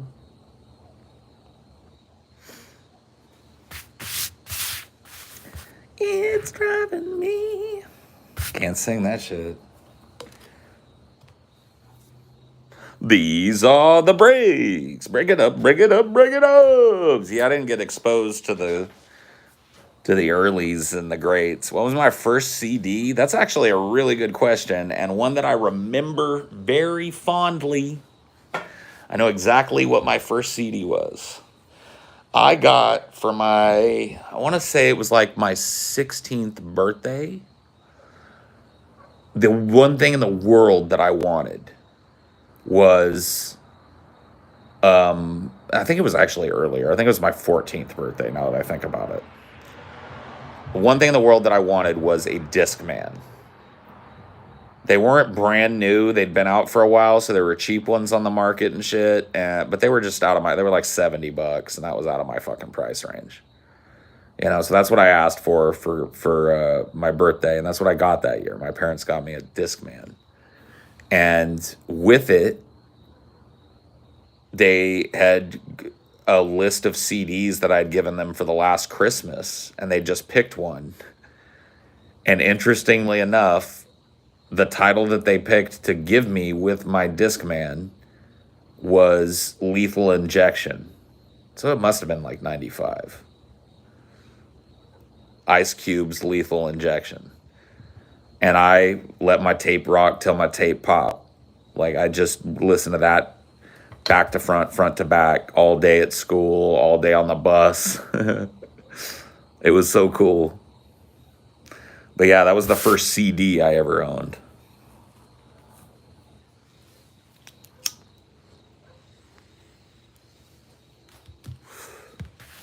They got me. Not, my folks never held me back like from cultural shit. I'll give them that. They were very open-minded. I think it was because they were both children of the 60s and 70s.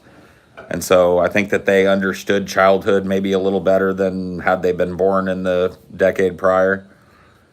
And so they allowed me to explore various things that a lot of kids were just completely locked out of. Like, I was allowed to pierce my ear at a time that it was really controversial for dudes. I mean, not super controversial, but really like culturally not normalized for a dude to have an ear piercing. My parents marched me down there and signed the consent form. They let me get my eyebrow pierced as soon as I turned 16, which was the earliest that a piercer would do a piercing back in my day, with parental consent, like a facial piercing. I really wanted my eyebrow pierced, and so they marched my ass fucking down there, and that's what they got me, as part of that birthday, or whatever the fuck it was. They didn't give, like, they would, I'm not saying they, like, supported it, like, yeah, son, go get a, like, my dad made fun of me and shit, but he didn't stand in my way. So did my mom. My mom didn't make fun of me. She was more like, are you sure you want to do this, PJ? Are you sure there's not nerves up there that could deaden your whole face? And I'm like, Mama, look, this person has it. It's not that big a deal. It's a tiny little piercing. It's not going to be that big a deal. She was more of the cautionary one, and then my dad was like, you're going to look like a fucking faggot. It's like, oh, well, whatever. I mean, you told me that when I got my ear pierced, Dad, Like, I guess I'll be extra faggy. I guess so. But he didn't, like, stop me from doing it, so whatever.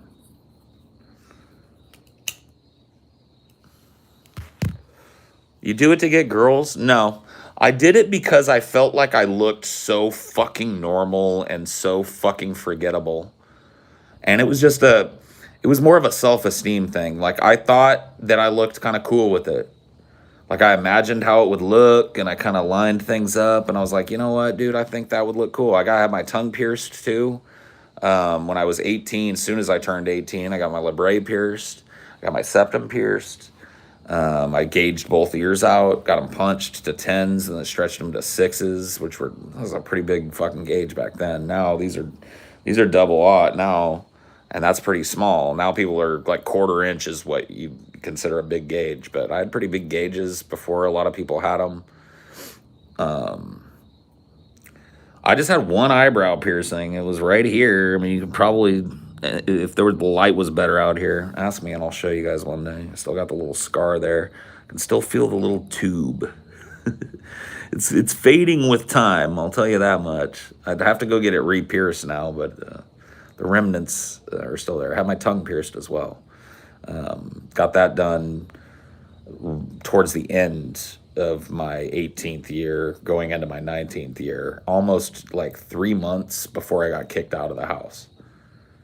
So my parents were tired of me. But yeah, dude, by the time I got kicked out of the house, I had a fucking face full of metal, whole head full of it. And I liked it. Like, I liked the way it made me look. It made me feel like I wasn't just a little fucking forgettable fat kid. I was that little fat kid that's got all kinds of fucking piercings. So at least people would remember me and shit. And it made me look at something other than what at that time I really could find nothing appealing about, Very low self-esteem as a kid. to a certain extent still. I was a little bit too much like, imagine, okay, you asked if I picked up goth girls. Imagine, you know Toad from Super Mario Brothers? Imagine Toad with a bunch of piercings walking up to goth girls. That should answer your question. I really fucking thought that the goth aesthetic was hot in chicks and dudes. I loved the androgyny of it, but it scored me no points with that fucking crowd.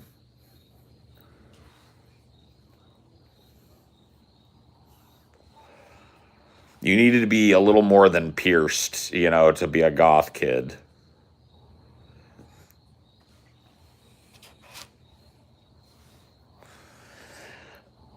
Oh yeah, dude. There was this guy. Oh my god. And I hate to say this. You know what? Maybe I should just keep it to my fucking self. It's not. You know what, dude? I was a fucking teenager, and I didn't know what was fucking going on. All right. There was a goth chick at my school, and she was a chick that I didn't even pursue. Like I had a fucking hugest crush on her. At the same time that I was chasing around this other chick, but I didn't even think about pursuing her because I knew she would fuck me off right on the spot. You know what I mean? It was just like she gave off this aura of unapproachability. But she was fucking like, okay, do you guys remember Firuza Balk from what's that witch movie she fucking did in the 90s? I keep thinking Bewitched, but that's not it. I'm trying to think. What is that fucking movie called? The Craft. Go look it up if you don't know who I'm talking about. She looked like Firuza Balk from The Craft, but blonde. Which,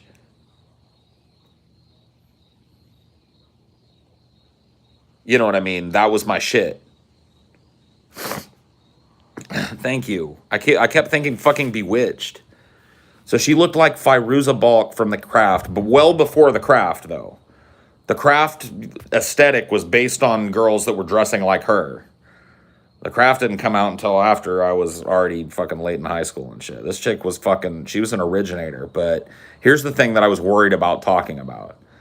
She was a cutter and openly displayed it. Like she would wear these shorts and you could just see like the very symmetrical line of cuts on her leg and on the undersides of her arms and shit.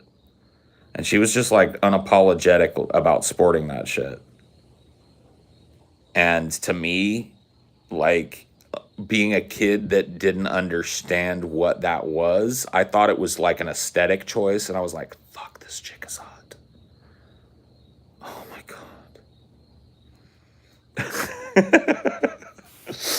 God. Misunderstanding.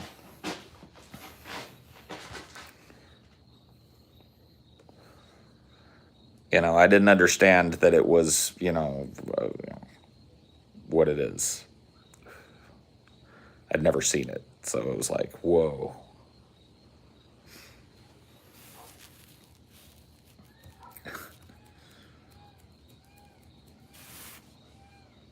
Yeah, Peacock, yeah. Oh man, I was so lucky to be born in 1980 because I hit all kinds of just really cool scenes right at the right age. And, goth was like fucking huge when I was in school. Starting from around like eighth grade all the way through fucking graduation, it became not, there wasn't a huge goth clique at the school, but they were very, very visible and more visible year to year. There were more of them year to year. So it was a really cool time to grow up. A lot of punks too.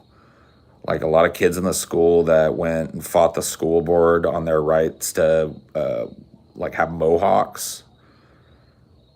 Like they wanted to have mohawks, like colored mohawks, but they weren't even allowed to shave their hair into mohawks. And then a bunch of them went down to the school district and testified for a while and like actually convinced the school district that there was nothing wrong with letting them cut their hair however the fuck they wanted. And like they unlocked that shit for everybody. So immediately, like a bunch of people that didn't even want mohawks before went out and got them in like solidarity with those kids. It was cool. It was just a cool time, you know. There was a lot of subculture going on, a lot of just very kind of like, I don't know. It was what do you kids say now? It was a vibe. It was a mood. It was a mood. Oh man, dude. The smoking, see, here's the thing, man. My high school must have been fucking weird because the cliques all intersected. Like, it wasn't like one of these fucking Pretty in Pink movies where there's like the nerds and the jocks and the beauty queens and the this and that. Like, there were those things, but all of those things hung out with the other ones. You know what I mean? I was a nerd and like a theater, well, I guess theater kid implies nerd, but in my school, theater kids were not nerds. Like football players wanted to be in shows. The head cheerleader, my all 4 years of high school, the chick that a lot of people considered, oh dude, I got a story about her too if you guys want to hear it. And it's nothing like I wouldn't fucking tell you guys a gross like fucking underage story or anything. It's a cute story. I think you guys will like it. Remind me to tell you about it. She was the head cheerleader all 4 years. She was big into drama. Drama was a different thing at my school because it was actually good. We had a teacher that was actually good. So all of those cliques melded. Like I used to bump into that chick whose name I won't say at parties all the fucking time. You know what I mean? She was there. A couple of the goth kids would be there. There wasn't this like dividing line of. There was. I mean, this wasn't like some of the punks probably exclusively like most of the time hung out with the punks. But if there was like a big rager or some shit, the punk kids were gonna be there. The fucking goth kids were gonna be there. The jocks were gonna show up. The theater nerds were gonna be there. You know, the little fucking cheerleader princesses were all gonna be there, and it just is what it is. Guys, give me a second. I'll be right back. I gotta get something to drink.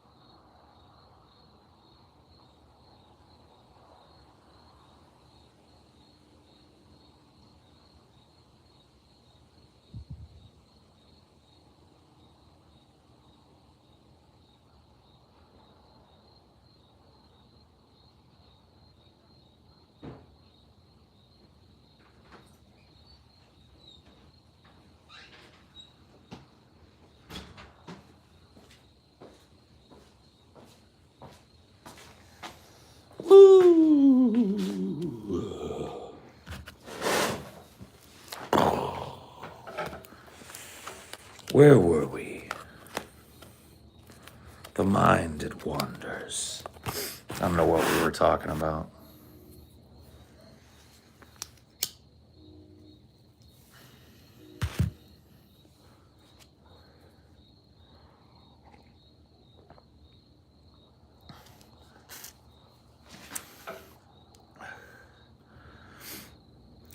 Rip DP.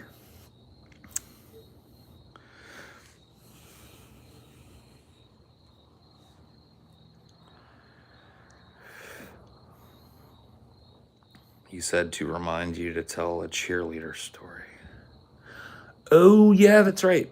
We were talking about, I'm going to have to come up with a name for her, Linda. That's the name I always use. It's either Liz or Linda when I'm coming up with a name for a chick. somebody I don't want to name. So Linda was the head cheerleader at school and shit. She was dating like the coolest alt rock guy at school. He played in a band that was like basically just like a rip off of Rage. You know what I mean? It was trying real hard to be Rage, and they were really popular in the school, but none of the like actual fucking alt heads were into them very much because like we used to make fun of them behind their backs, kind of. Anyway, so she had an on again, off again thing with the lead singer of Rage Against the Machine 2, or whatever they were called. I can't remember the band name. But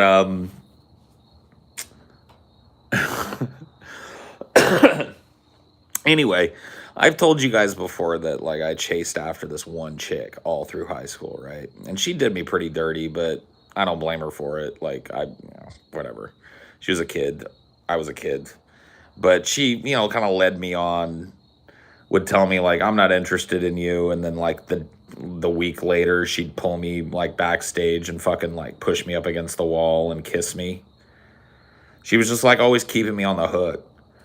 She was dating Zach De La Rocha. Not quite. She wasn't, like more like Zach De La Roche. You know what I mean?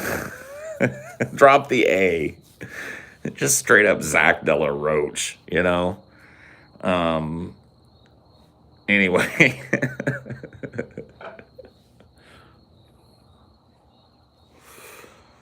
But whatever. He was a cool kid. She was the coolest chick in school. So anyway, I'm chasing after this chick, and everybody at the school knows that I'm kind of being fucking led around, right? And it's a meme by this point in the school that Paul and this other chick are entangled in this on again, off again, never on, always on kind of weird fucking thing.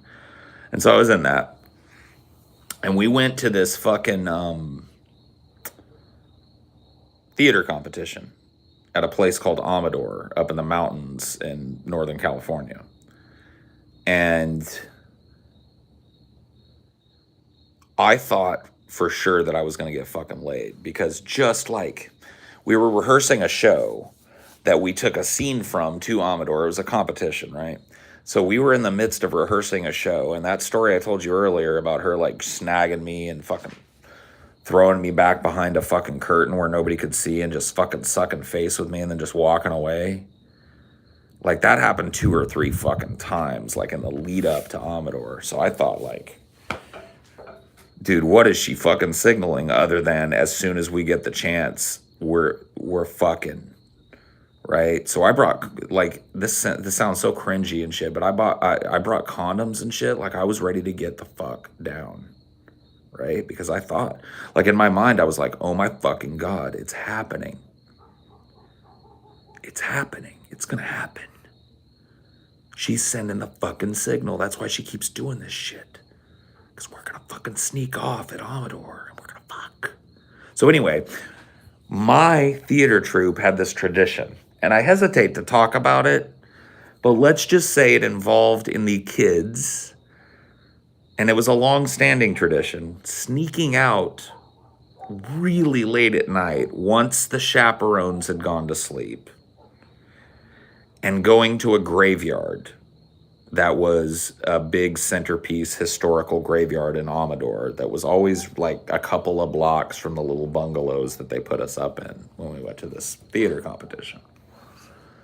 Long-standing tradition. And so I thought like, that's like, it's a little weird, but whatever, dude. Fucking losing your V card in a fucking...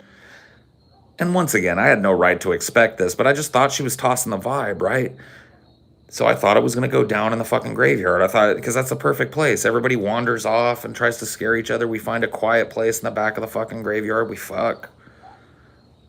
You know what I mean? That was the idea that I had in my head. And when we got to the graveyard, she almost immediately just walked off with a bunch of people.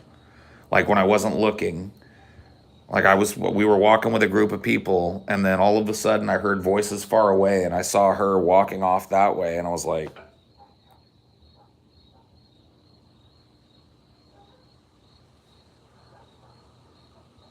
you know what I mean? So I was feeling very dejected.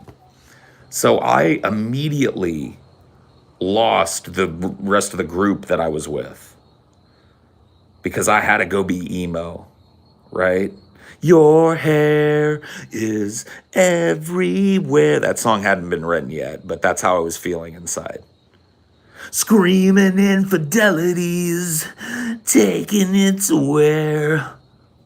That's how, like, oh, crushed, right? Had to go be emo, or whatever the 90s version of emo was. When you try your best, but you don't succeed. When you get what you want, but not what you need. When you feel so tired, you can't sleep. Stuck in reverse.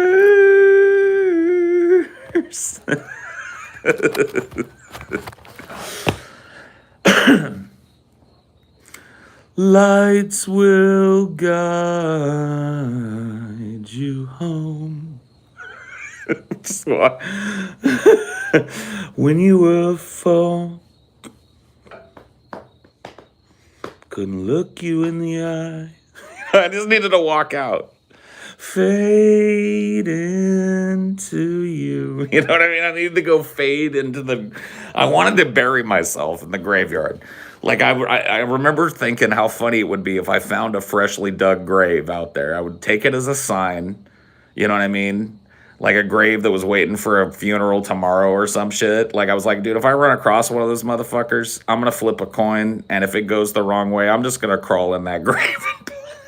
I'm just going to pull the dirt in there, and I'm just going to lay in there and hope nobody notices. Luckily, there were no fresh graves in the Amador cemetery that year. But anyway, I wandered around alone for a while. And all of a sudden, it was foggy that night, too.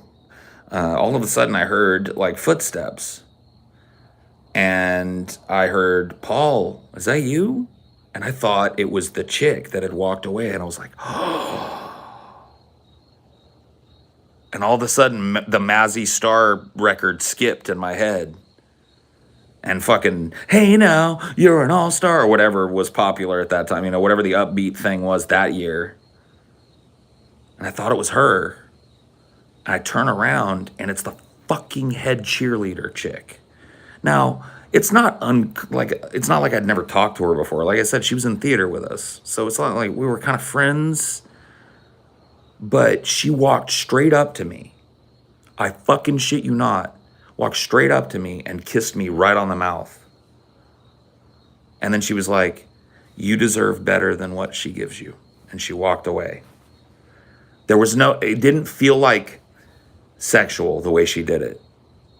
It was like her kind of like wanting to show me that it was like there were other, like not necessarily her. Like honestly, it's so weird when I think back on that kiss, because it's the only kiss that I've ever had that was like that felt so good, but it didn't feel like sexual.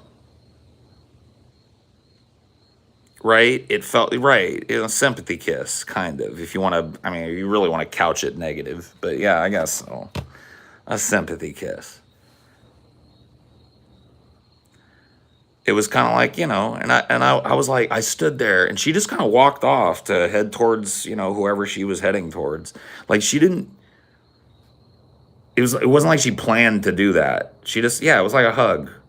But it went farther than a hug, because hugs were really common, especially amongst theater kids. We hugged each other all the time. So she wanted to show me that it was like, you know, it was cute. It was a cute little story.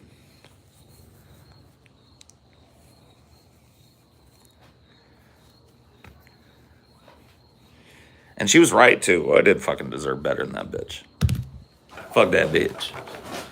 Bitch there talking about fuck me. Nah, fuck that bitch. Fuck that bitch.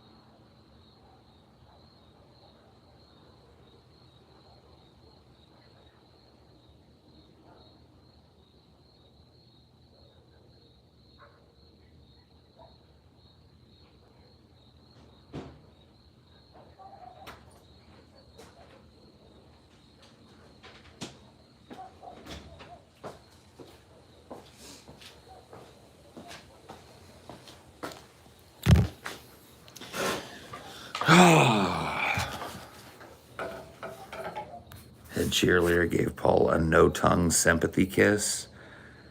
It was a sweet little kiss on the mouth.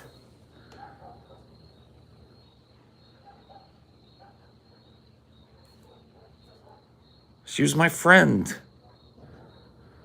She didn't like the way I was being treated by the chick that I was following around all the time. She wanted to give me confidence or whatever was going through her fucking head. I don't know what was going through her fucking head.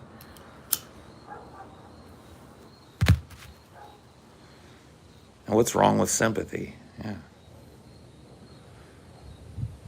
I think empathy would probably be a better way of describing it. Hair fuckers. Take a sweet little moment from my fucking childhood and turn it poopy. You turn it all poopy soupy.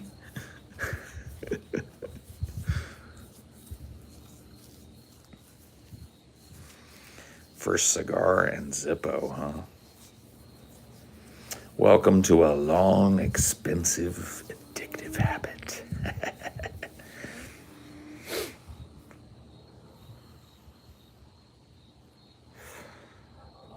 I'll admit, too, though, that, like, kissing was different back in the day. I kissed a bunch of chicks in high school. Like, we were probably like a mono outbreak waiting to happen. In fact, I ended up with fucking mono.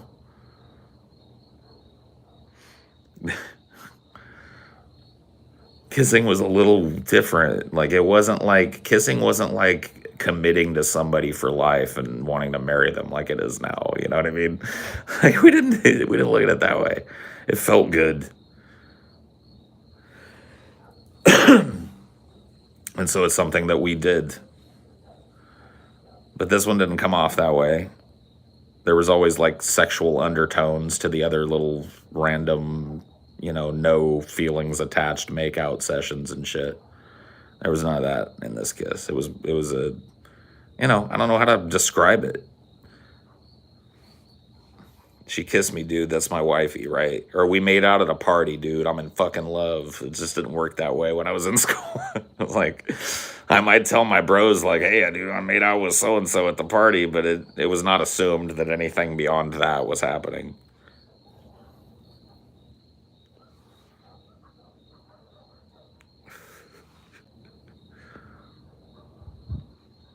Oh, bro, Marshall. One of my best fucking buddies back in high school, and a dude that I really fucking like and don't want to impugn, so I won't say his name, was exactly that way, dude. He was in love with every fucking chick who looked at him.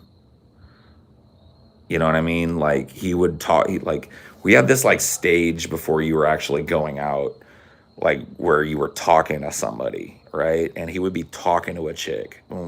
In our fucking parlance, that meant like you guys weren't dating, but you were kind of like liked each other maybe, and we're kind of like feeling out the idea of maybe making it exclusive or whatever the fuck, right?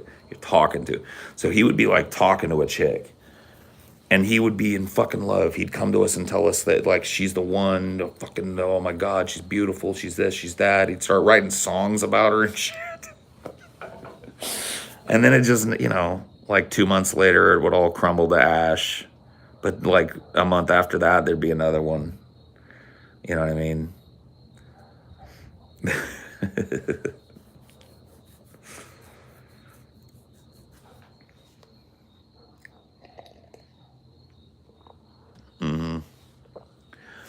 puppy love, but like, isn't that what high school is for? Like, you're not supposed to be having like super adult, well thought out relationships and well regulated feelings and hormones and shit in high school. Like, high school is the time you express all that weirdness. Yeah, being a teenager really is magical. That is true. I feel bad for a lot of people because when I came out of high school, I kind of assumed that, and this was like a huge presumption on my part, and I didn't realize it at the time. Like that people had similar experiences and thus similar feelings about school that I did,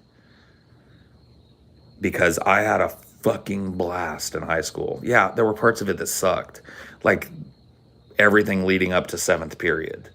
But the fact that at seventh period, I got to do something that I fucking loved with a bunch of really passionate, talented people and a really talented teacher overseeing the whole fucking thing, it was like I felt like it was a gift from the gods. So I went through all the goddamn fucking algebra and the goddamn English class I didn't need because I already knew how to read and contextualize literature. And you know what I mean? I went through all the bullshit hoops all day to get to that. And I'm telling you, man, that coupled with just the social climate back then was so fulfilling for me. I had friends. I'm not trying to brag. I had friends on friends within groups of friends. I was always meeting new people who became new friends, because in high school, there's always a freshman class coming in. And it's just like new people coming in. Oh, new friends. You know what I mean? It was so vibrant and social and filled to the brim with all of these little psychodramas that I've told you, you know, over the course, you know, the fucking, in retrospect, as an older dude,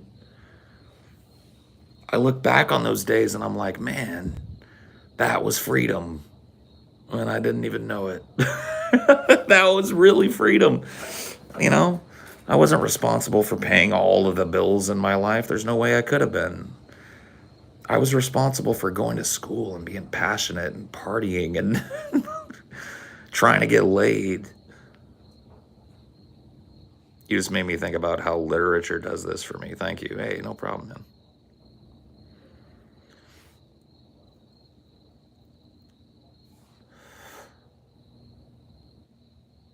Yeah, yeah.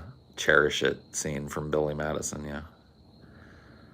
No, I'm just saying, like, it sucks. I feel like I just kind of like lucked out to have because like, look, I had the markings of being a bully target, and I could have had a horrible fucking, you know, I was a big fat kid. Well, not huge, but I was a fat kid. You know what I mean? I was a little weird looking. It wasn't until sophomore year before I had my growth spurt. So I was like, you know, 5'6" or some shit.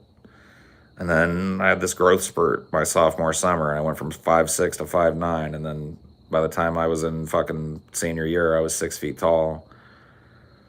And you know what I mean? But it took a while for that shit to kick in. I was nerdy. I was into nerdy shit. I played computer games. You know, it was every indicator there of somebody that was socially bullied, but I just wasn't.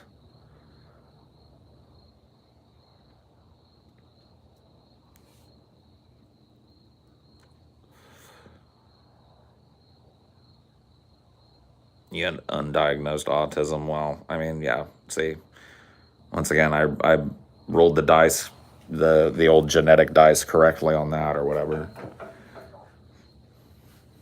You were 6'2" your freshman year. Fuck, bro. You fucking Chad, you. Look at you. The Chad fucking that guy versus the Virgin Paul. The Virgin Paul is 5'2". The cheerleader kissed me in the cemetery. What else? Tried really hard all throughout high school, but didn't get laid. Thought cutting was sexy. The Chad chat guy was 6'2" freshman year. Tripped and fell into every pussy in the school.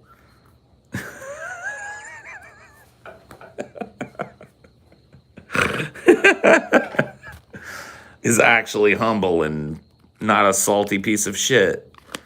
Women really genuinely like him. Somebody make the meme.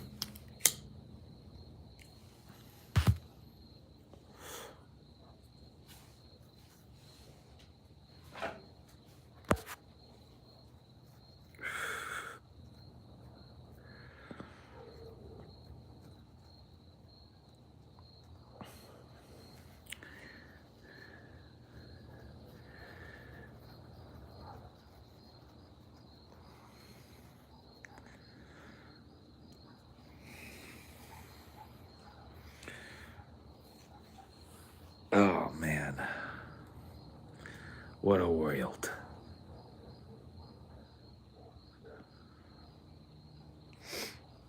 Fun times.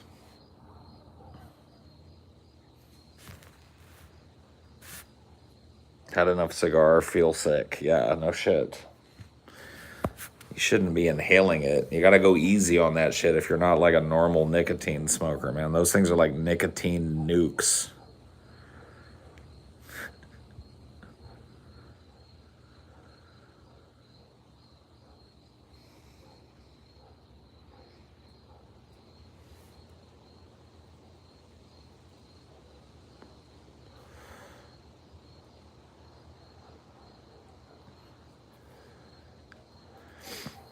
I just miss the sense of freedom, you know? There was a real, genuine sense of freedom. I mean, of course, I didn't have total abject freedom, but my parents were pretty lenient with me as long as I brought home good grades, didn't get in trouble with the police or whatever, which I never did.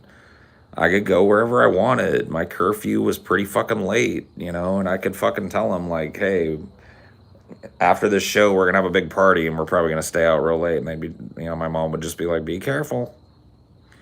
Don't drink and drive, Peaches. So, you know, I was allowed to explore the trappings of adulthood during my teen years, as I think, you know, teens do, with relatively little browbeating by my parents and relatively little browbeating by any authority figure of note. The cops weren't super hot to crack down on kids drinking and stuff back in the day. It was just kind of seen as semi-normal behavior. Or is your sister's curfews?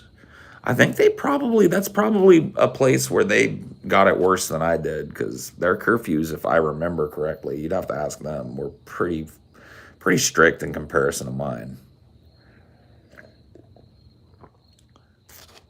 So a little boy privilege there, I guess.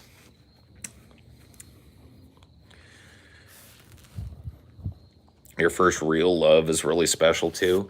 I find it hard to identify, you know, because it's like, what do you count and what don't you count?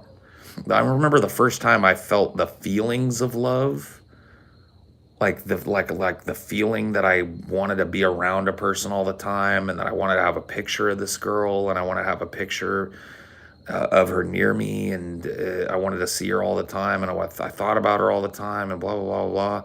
Like, I was fucking 12. Actually, I was younger. I was 11. But I had these very real feelings that I can even, like, you know, because I experienced them, I can remember them to this day. They're not still there, but I can remember what it felt like, and it felt very real. So would that be my first love?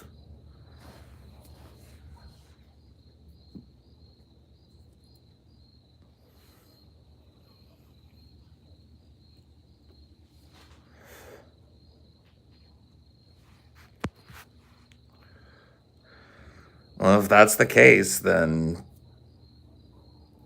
you know, I guess if you look at that girl, she is pretty much a Rosetta Stone for my sexuality. She was like, she had a total androgyny about her, kind of like the other, like, well, a tomboy, right? Is that still an appropriate term to use? She played like baseball and, you know, was as tall as I was, but still really feminine and pretty, and like I don't know, dude. Had that androgyny about her. But, you know, it was a star-crossed relationship. It was never meant to be. For as you see, we were distant cousins, she and I, related not by blood, but by marriage. And that simple fact would cause our families to tear us apart. As our love blossomed. It's true, though.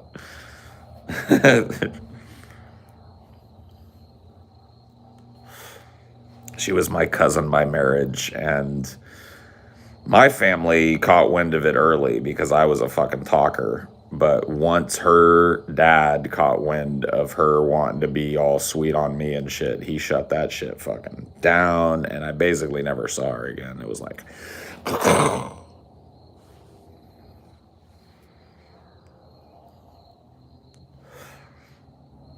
Romeo and Juliet.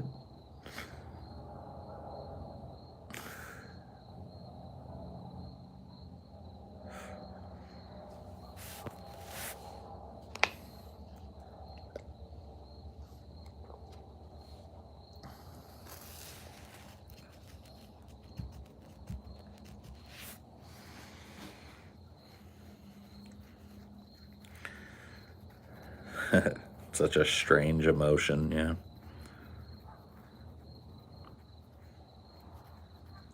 It's an Elvis movie, Kissing Cousins. Yeah, well, there's a that is a term. Kissing cousins is a term for a reason. You know what I mean? You didn't grow up with them in the household. They're looking pretty cute. It's getting dark outside, and the adults are all fucking drunk. You want to sneak away and have a little smooch? Sure. Why the fuck not?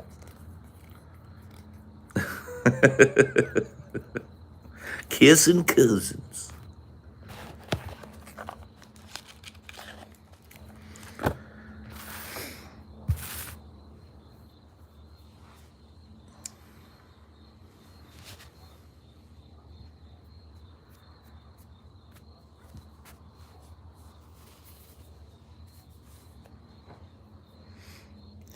Then I think, like, could you go back farther and say that something even like when I was even younger was my first love? Because if that's the case, my first love was my best friend growing up. We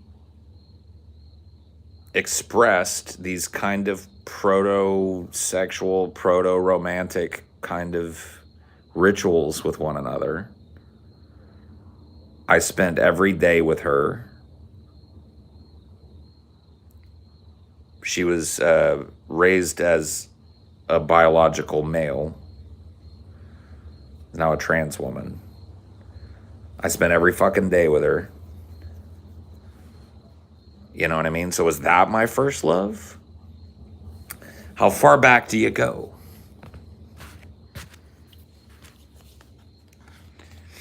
What counts and what doesn't? It's all rooted in the same part of the brain, I assume.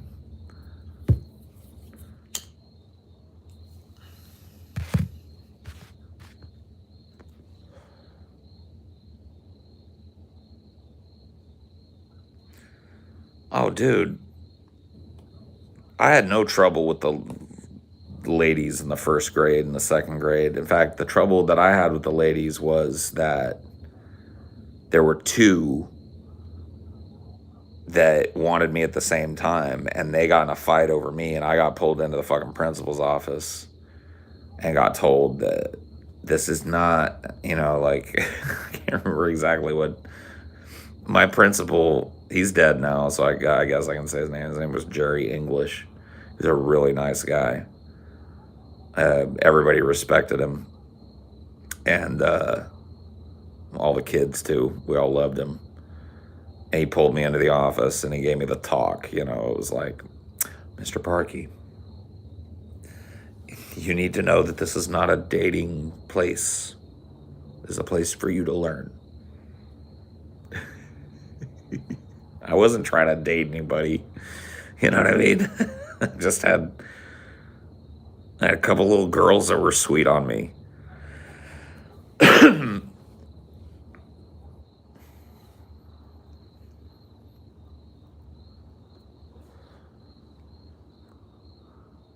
My first movie crush was Andy from the Goonies. Oh my God. Oh yeah, dude, Andy. Yeah, for sure.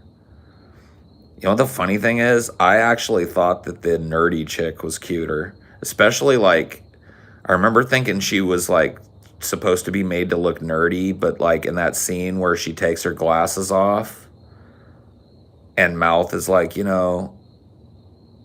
with your glasses off, your looks are kind of pretty. I remember thinking like, yeah. I can't remember what her name is in the movie though. She's not mentioned a whole lot. She's kind of there, but not. But she's a Goonie. She survives it.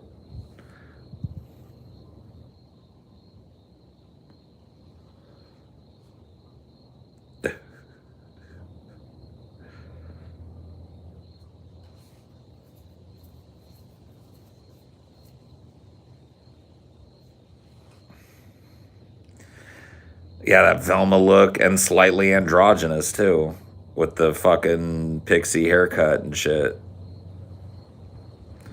Christina Ricci, oh my goodness, bro.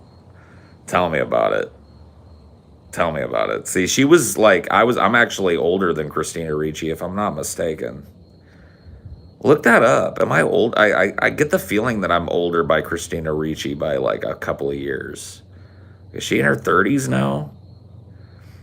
Somebody go fucking look it up. Tell me how old Christina Ricci is. She was 11 in 94, yeah. So that's not like I was a teenager, right? So when she hit those movies, that was not what I was looking for. You know what I mean? She's 40. She didn't look like whatever. I remember in the Addams Family, she looked like a little kid, and I feel like the first time I saw that movie, I was already a teenager and shit. When I started getting into Christina Ricci was when she grew the fuck up, and she got them big old smilkies, and I was like, okay, now you have my attention.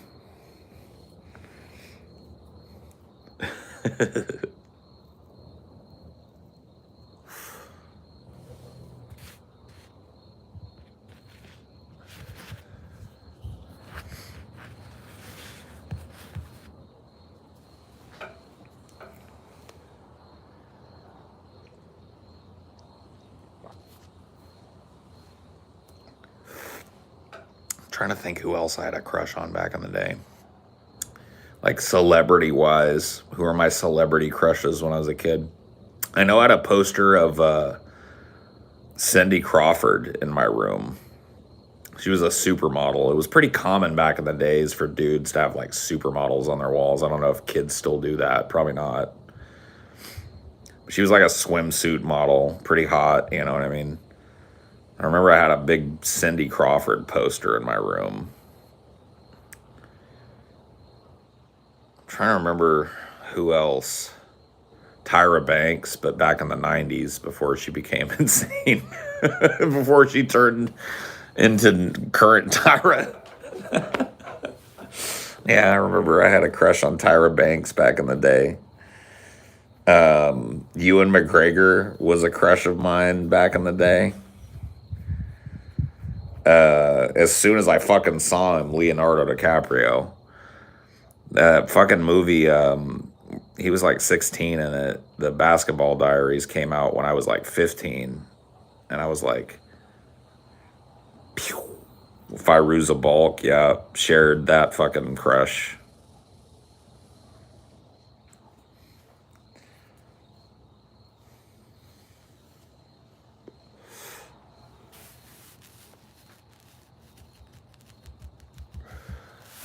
Who else did I crush on when I was a teen?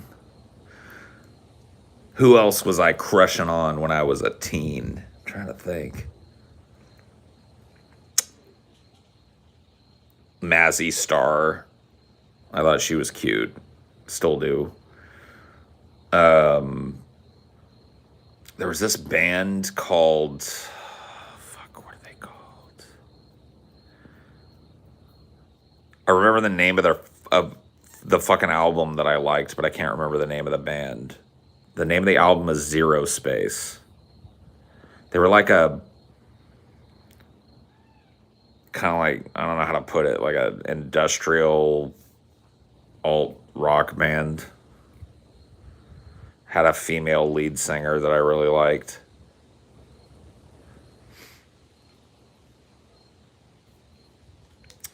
Oh, had a huge fucking crush on Natalie Imbruglia. Kidney Thieves, thank you.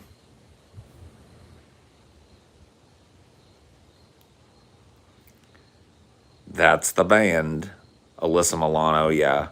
I kind of grew up with Alyssa Milano. We're like 2 or 3 years apart. So, also had a crush on DJ Tanner from Full House, the oldest sister, because she and I are about the same age. So we grew up together as well. So I got to maintain my crush throughout high school.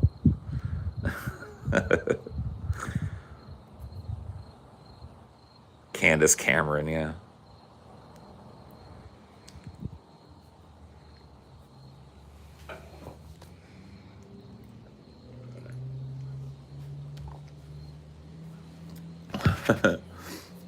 Who else? Velma, of course, my first love. Maybe that's really my first love.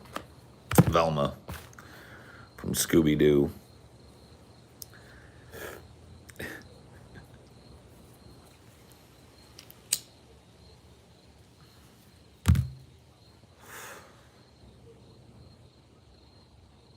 Stamos, yeah. I mean, yeah. Uncle Jesse, please chastise me for being bad.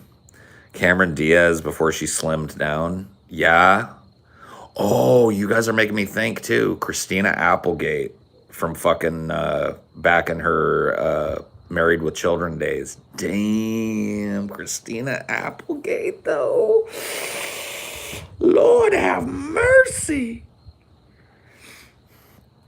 Kelly fucking Bundy? Are you kidding me? Dude, you know when she was at her hottest? Once again, I grew up at the same time as her. Don't Tell Mom the Babysitter's Dead. If you haven't seen that fucking absolute classic of a film. It's not a classic. If you haven't seen that film, you should watch it. That is peak Applegate, in my opinion. I remember thinking that the first time I ever saw what's her name? She was in Friends. What's her fucking name? Played Rachel in Friends. Like I can remember her name in Friends, but I can't remember what her fucking name is. The brunette, you know what I mean? The kind of hoity-toity brunette in Friends. Anyway, the first time I saw her was in Leprechaun. That was her like debut, and I remember thinking like she was hot. Jennifer Aniston. And then, of course, Jude. I'll throw Jude out there. Mila Jovovich, yeah, I mean, she was fucking, like, super duper, duper, duper, duper hot. Not a big fan of Courtney Cox, no thank you.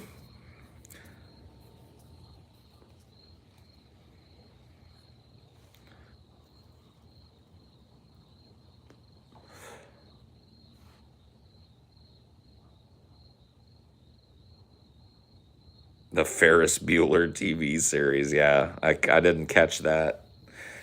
I didn't catch that till we covered it, yeah. I named off of, like quite a few men. I don't know if you just hopped in, but you know, my tastes are pretty particular in males, so there are fewer men than women, but Mitch McConnell, oh yeah, dude. Especially now that he's fucking rotting in front of our eyes. God damn, I want to tap that ass. I want to leave a big old purpley old veiny man bruise on that ass. Just pop. Oh!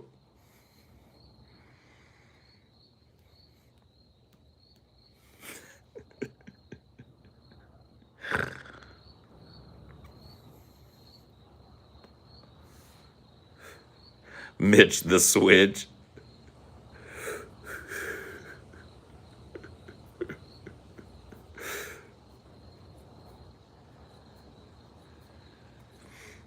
Handprint will never come off. Yeah, dude. I want to tattoo his bruisable ass, dude, with my palm print. No. I said, I guess maybe you did just come in. I said Leonardo DiCaprio was a heartthrob of mine. With how old and thin his skin probably is. I know, dude. I don't even want to think about it. It'd be a bloodbath in there. An unintentional bloodbath. Winnie Cooper, huh? Damn. I was a little too young for crushes, I think. I had a crush on the daughter in... Was it Family Ties that Urkel was in? And I had a fucking major crush on Urkel when he became sexy Urkel, too. Like, Urkel was nerdy Urkel. I wanted to have nothing to do with it. But then there was that, like, I think it was like midway through the seasons Urkel where he went into he made some machine and made him cool, fucking sexy, suave twink Urkel. And I was like, damn, twink Urkel.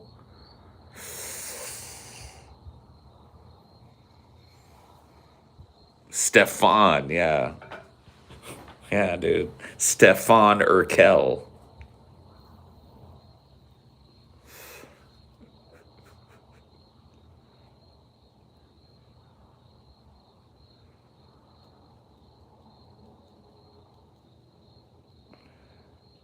Yeah, dude. Stefan Urkel, dude. Dude, have you guys seen they fucking, is that a Key? I think it is a Key and Peele sketch. I love that sketch. The Urkel sketch. Is it a Key and Peele sketch? Can't remember who did it. I feel like it is. Where Urkel is like this, like just crazy mastermind that is controlling everybody on the show, and he won't let anybody quit. That's such a great sketch. Anyway, that's it. I'm done. I'm finished. I'm out of gas for the day. Have a good one, you guys. Thanks for chilling tonight. I'll see you next time. Bye.